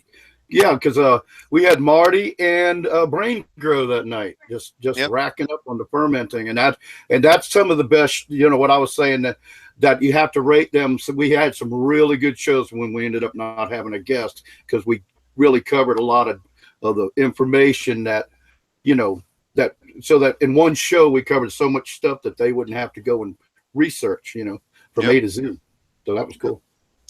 Yep. And yeah, I really enjoy everyone doing it. I'm gonna put out at least one video aside from the podcast next year. We'll start with my video series I've been working on when I occasionally have time. I've been really busy just trying to get the company off the ground. Purity Medicinals is very, very close to launching here, so we're been kind of crunch time. So just getting everything together, getting all of our paperwork together, and all the 80,000 other things that go along with trying to be dumb enough to start a freaking cannabis company. Legitimately, legally, whatever the hell that means. Yeah. Yes. Yeah, it's one thing knowing business the way business has been done, respectfully, appropriately, and I think with more internal controls for an industry than a number of other industries, and yet still, trying to do everything with every T crossed and every I dotted. That's crazy. That's kind of like what your earlier guest was talking about, wasn't it? Yep, because look at the case with Sugarleaf. Do you think the guys up at corporate or the owners had any idea those kids were selling extra ounces out the front door? They more than likely had no idea. So yeah, it's like imagine somebody at Starbucks is selling pounds out the back door. That little bitch, whoever is doing it, that's what you're going to say about them. Yeah. But for Starbucks to lose their shit because somebody was selling a couple pounds of, 100% Colombian ground pumpkin spice out the back door, and yet this kind of crap, like when you're trying to play by the rules and you're trying to, make a responsible space, they come and that was rude. I'm sorry. Yeah. I get a little up in something. There's nothing more infuriating and frustrating than life than trying to start your own cannabis company. I mean, even though everything's going pretty well, I mean, everything's going really good for what we're doing, and we don't have any hang-ups or anything. There's definitely nothing going wrong, but just how bloody painful it's been with the permitting and the licensing and the making sure all the different things come online and just all the different bullshit that comes along with just trying to do it legally is just, it's insane. It's completely insane. Especially for stoners like us. Yeah, and then you have the fact you can't use banking, you can't go get a loan, you know, you have to go and raise all your money privately, which is a whole separate other, you know, skill set you have to do as far as dealing with private investment and all that whole, you know, world. So it's interesting and frustrating, but fun and rewarding. And I get to do crazy stuff every few weeks, so I can't complain. But it is, if you have any kind of heart condition, definitely don't start a cannabis business. You will not survive. Well, you know, it's not just about being a stoner. It's also about the old, you know, a lot of the old people are the old warriors, you know, the legacy people who have been in it Yep. for so long, and they've been making a lot of this. And what's really interesting is that I noticed, Steve, that you were talking about. I guess you understand that that the connoisseur product is really, you know, you get that from those old legacy growers. That's exactly where it comes from. And so, how do we here in California? Where a huge amount of the product is shipped undoubtedly out across the rest of the United States. I lived in New York in the 80s, and I used to get wonderful California homegrown, you know, we had a steady supply of it in New York. We also had a steady supply from down in Kentucky. You know, as talking to a kid who is a friends with from down that area the other day on the phone. My daughter put him on the phone with me. It was one of those guys from the cornbread mafia. You know, we used to get the Jim Smith or whatever it was called. I forget, because that's not the guy's name. You know, I'm sure he never gave his correct name. Harlan County, Kentucky. Yep. There you go. We had some fine, and we had a steady supply from, you know, I'm talking about in maybe 83 or 84. Back in New York City on the East Coast. So there's been, you know, talking about the legacy growers.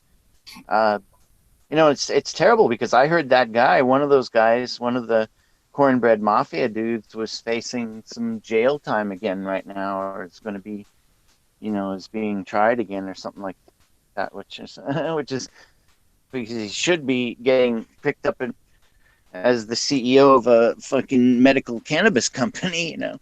I mean, he's doing, you know what I'm saying? He's like Crazy. One of these super novel, and plus he's very important genetically. You know, he did a lot of the early crossing, I'm sure, of the whatever the genetics that the guys brought back from Vietnam, and you know, the vets and stuff brought back and things like that, you know. So, oh shit, I don't see anything. Am I frozen? But yeah. Yeah, what about the old? Drives me crazy. Drives me crazy that there's a brain trust out there, and rather than saying, like, okay, we're America, we have all this dirt, and there are some people that could do some really good shit with this dirt that we have everywhere. And then if you go like Steve's route, we don't even need fucking water. We can still do this, you know. And so there's this brain trust there, and there are people that have some heart, you know.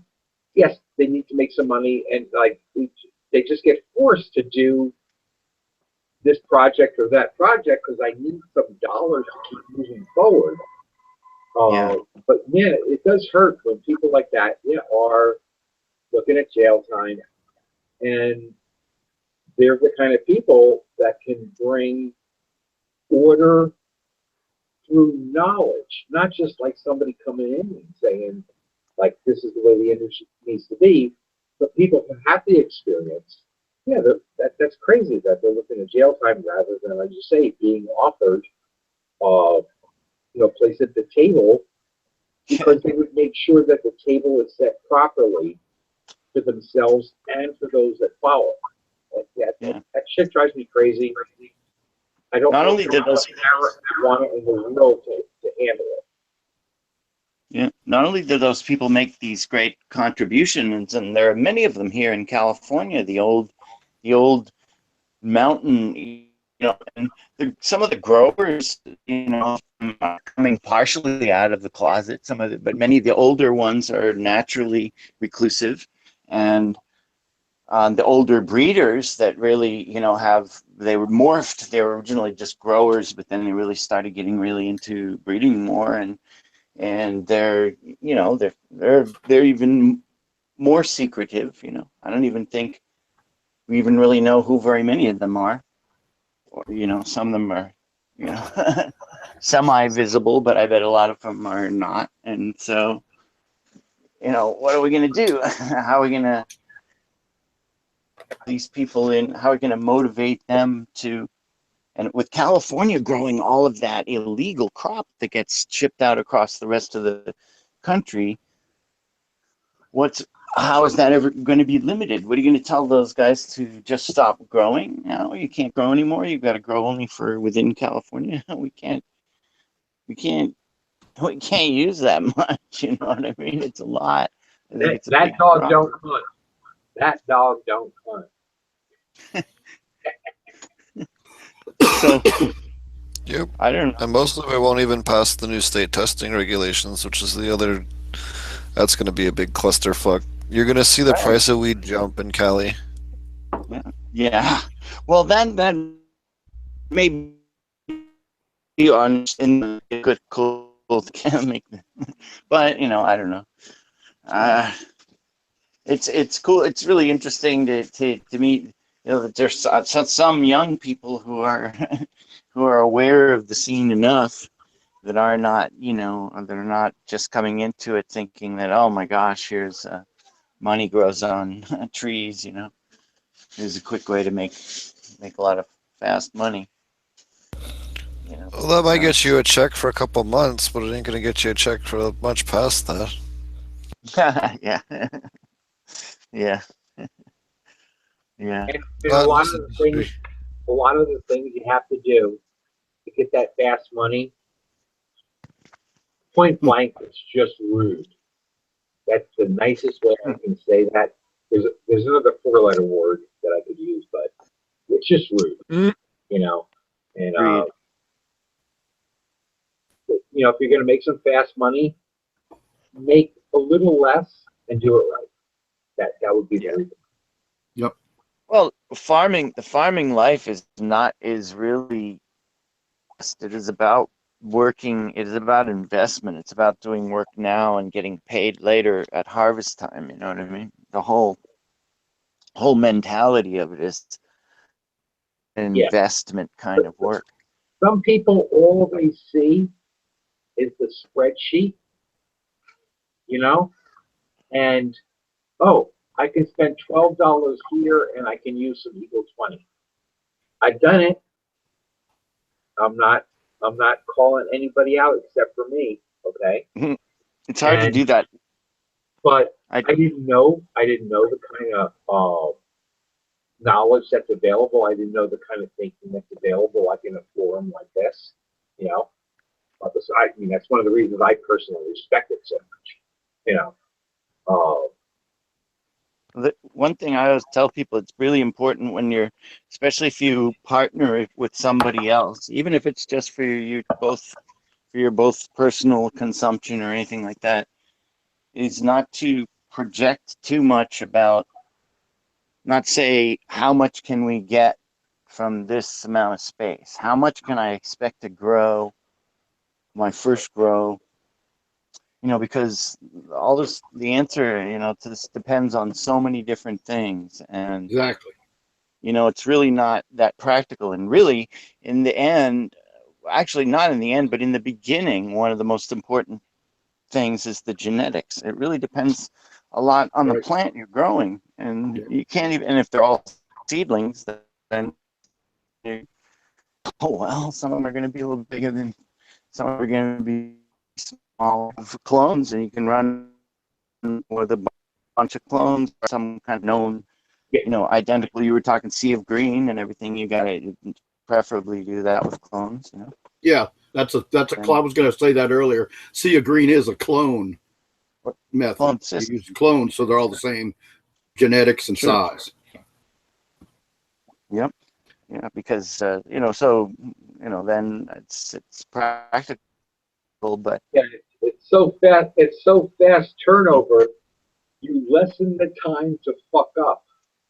Well, that's true too, Yep, because you only that's usually veg for, like you can veg just little 2 weeks with clone. Turn and So- burn, baby. Turn and burn. But the thing of it is that you still end up doing a similar amount of time during flowering. Sometimes you can flower a little bit shorter, but really the time that you fuck up is always in flowering. People rarely fuck up much during vegging is not a thing to fear with most systems, hydroponic, container, whatever you do. As long as you pay attention to the pH, you're pretty much good to go. It's a lot easier. But managing plants during flowering is always more difficult. There's all kinds of things become more difficult. The mites that you never noticed Right. all of a sudden start catching up with you. You didn't even think they were there, and then boom, there they are. Because before the plants were outgrowing them, they were doubling in size, and the mites population doesn't keep up with it, and you can't even see them when they're not even doing any visible damage. They're there, but you don't know it. This is why I like to thin my plants at least once a week, because then I go through and know what's going on. Yeah, that's a good point. A little, even light pruning, just a light prune here and there once a week. Yep. Pick up a couple of little larvae stuff, go and look at the underside of your leaves. Give you a quick look at the underside. Yeah, you rub your fingers. If you rub the leaf, run your finger down it, and you'll see, if you see a green streak on there, it's like, oh yes, I have a spider mite. But no, I usually won't have them. But they're not a terrible thing. They're not the end of the world. Even the dreaded broad mite. Oh my God, not so bad. They all actually really hate water dips. So if you can figure out a method, and that's really just a skill. It's just being able to turn the plant. You don't even have to turn a plant upside down. You can really just turn it horizontally. You can even do it with a really big plant. If you get sort of a trough of water and you have a friend, push the plant down in the water. And you can use. CO2 works really good. You can gas, make a gas chamber out of a dress bag, like a wedding dress bag. You go to the wedding store and you just give a couple bucks. You can make like a CO2 gas chamber for your plants. That works pretty good. Kapow works really good too, well into flower, which we've talked about and had him on the show. I'll tell you what, as far as the washing of them, one method I've done in the past is I get a trash bag and set the whole plant in the trash bag and then tie the trash bag up real tight along the top of the medium in the pot so that I can turn it over without dumping it all over the damn place. And it's usually pretty packed up anyway. And I'm not against giving my plants a shower. So I'll give them a shower. That's exactly right. And then I'll set them out in front of a shitload of fans. So I get them all dried back up quick so they don't mold or mildew or any other crap that you don't want to happen. Mites hate that. And, actually mechanical methods are really good against mites. I mean, they're really better than poisons. And that's the reason why water dip, I mean, soap, so you can put dish soap and then double dip.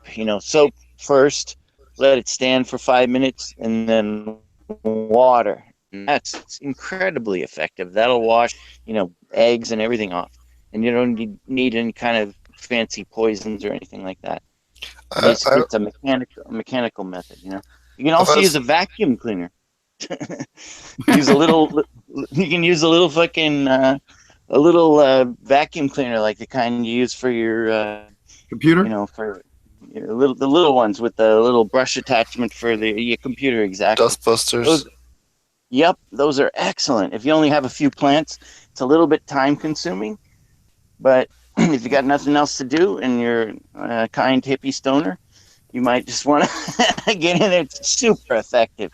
You just go underneath each leaf and just brush it with a little vacuum brush.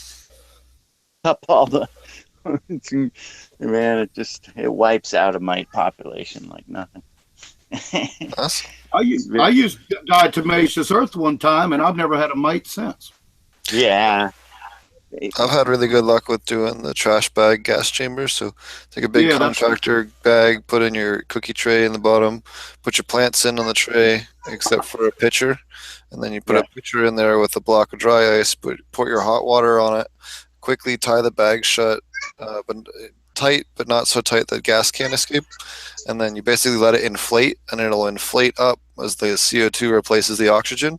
And the CO2 is heavier, so it'll force the oxygen out the top of the bag. You leave the plant in there for 35 to 45 minutes, and then basically any insect that's on that is no longer living. Kill that thing. The plants are doing just fine. That's a pretty cool idea. I like that. That's pretty cool. Put it in the dark, though, right? Or something, or can you leave it in? You can't leave it in light, I don't think, can you? You have to. So you use like a black contractor bag, and after the 35, 45 minutes dark of in there. Yeah, it's dark in there. Yeah. And so are you using what? Because CO2? How are you applying the CO2 in that method? Because it's the dry ice. Oh, with the dry ice. Okay. I was trying to think. Oh, would you think it would work for? Because people are going to ask, do you think it'll work with the old, vinegar and yeast thing? Anything to generate high amounts of CO2 will work. Okay. Doesn't really matter. Okay. That's a good idea. I have a friend who tried it with his, with some plants in his grow, but he used a CO2 supply that he had for the grow room. You know what I mean? Like right. A tank CO2. And I think I figured it used too much. Like they got CO2 poisoning kind of or whatever. Or so plants can tolerate CO2. Most terrestrial plants can tolerate up to 20,000 ppms. Right. I thought it was which is like insane. ppm was toxicity. No. If you have your water right and your chloride right and your light is right, they can tolerate like psychotically high levels. In fact, in nature, it was up to 40% higher than it is now. So most plants still retain the genes to actually process that. Sure. Well, it's the number one plant nutrient. We think of NPK, but it's really actually CNPK. Yeah. And atmospheric. Yeah, it's really funny how it all like global warming. As though carbon dioxide is a pollutant, when actually it's the super precious, the building block of all life. They found a whole new there's a whole bunch of microbes they just found in Antarctica that take atmospheric nitrogen and phosphorus and other ones and basically digest it and poop out something that then can become soil later on. And they're actually seeing some mosses and stuff start to grow in Antarctica. There was a really cool article on this, on how the microbes, even in a place that has, it's hasn't been above freezing for millions of years, and there's still microbes there that, despite the fact that it's never above freezing, and there's no nutrients from animal waste or anything there, it's just fixing nutrients from the atmosphere and then surviving on that. Like, that's insane. Like, completely insane. It makes it almost, with something like that, it makes you really wonder, there's almost no way that there's not microbes in space and stuff like that, So if they could do that here, they sure as hell could do that someplace else. And who's to say we started here? Who's to say that we're not a hitchhiker that came in and, It's looking a lot less likely, like we did, the more time goes on. Yep. Sure. Big We're seeing believer a in lot. panspermia. Yeah. So, Well, it makes sense. all right. Well, on that note, you guys have anything else? I'd like to give a big holiday shout out to Aquaponic Dummy, who's up in Maine in minus 27-degree weather and snow and nastiness, and he's all by himself. So I hope you're listening or get to listen to this show. Happy holidays, buddy. I hope you're okay. A big shout out to Fish Ganja guy who couldn't make it tonight. Marty over at AP Meds, and everyone else that joins the show. Brain Grow and what's his name? Coyote Grows, and who else has been on the show a lot? I'm trying to think who else. I'm gonna forget someone, and they're gonna get pissed. What about our friend that works in that nursery out west? Also Silver Arm 32. That's him, Silver Arm. Shout out to Silver Arm. So, all right. And thanks everyone for watching this year. We tried this year to make it much more of an effort, Marty and I, to try and do every single week, and we really hit that most weeks. We had a couple of weeks where there was too many events or something really crazy going on, but again, we're trying to minimize those and just trying to make sure you guys have content every week and try to make sure we keep getting great guests on. I have a bunch of great people lined up. We're going to start off the new year with. I'm not going to start it off, but sometime in January we got Jorge Cervantes. We weren't able to come on a schedule for the end of December. We tried to pick a date that him and I just two different schedules. So we're gonna pick one here in January, and he'll be on. And then we have a whole bunch of other really awesome guests lined up for you guys. In fact, we might be doing a short little episode on Sunday. I'll be headed over to the Castro Castle over at Dennis Peron's house. So we'll have a short little episode from Dennis's house and have him say hi along with some other legends over there on Saturday. It won't be an episode. It'll just be like a, hey, how's it going? It's like friendly hello kind of thing. But yeah, so that'll be fun. I've been over there a couple times now and really enjoy spending time over there. Magical things happen at that place for sure. So yeah, and then we'll be back again next week. I don't have 100% sure who's lined up for next week yet. I'm going to try and set up the schedule going forward, one or two, like a month or two out, start scheduling guys way out ahead of time for next year. So be a little bit easier for you guys to know who's going to be on the show ahead of time and stuff like that. And spend a little more time trying to make sure the podcast stuff is working. I realized at some point that broke. So it's not getting uploaded to iTunes anymore like it used to be and some other stuff. So something happened with the RSS feed, so I'll figure out what's going on with that. I do apologize. Someone emailed me a couple of days ago. I didn't realize that it hasn't been working for a few episodes, so I do apologize on that for the audio listeners. And again, you can check us on SoundCloud as well. So thanks a lot for watching, and we'll catch you guys again next time. And thanks a lot, Mr. Green Jeans, for coming on again. Thanks for inviting me. Yeah, I think he's going to be a new panelist along with everybody else. Oh yeah, I hope so. Hell yeah, we enjoy having him. Go up. It's pretty easy. Just I know. I'm notoriously untechnical. I'm sorry. No, you're fine. You got I'll be here from now. no. Got my phone. It's great. Yep. Phone. All right. Well, thanks for everyone that's watching and made it through the 2.5 hours of the episode. And have a great holiday. Have a safe New Year's, and we'll see you guys next week. Take care. Happy New Year's, everybody. Happy New Year.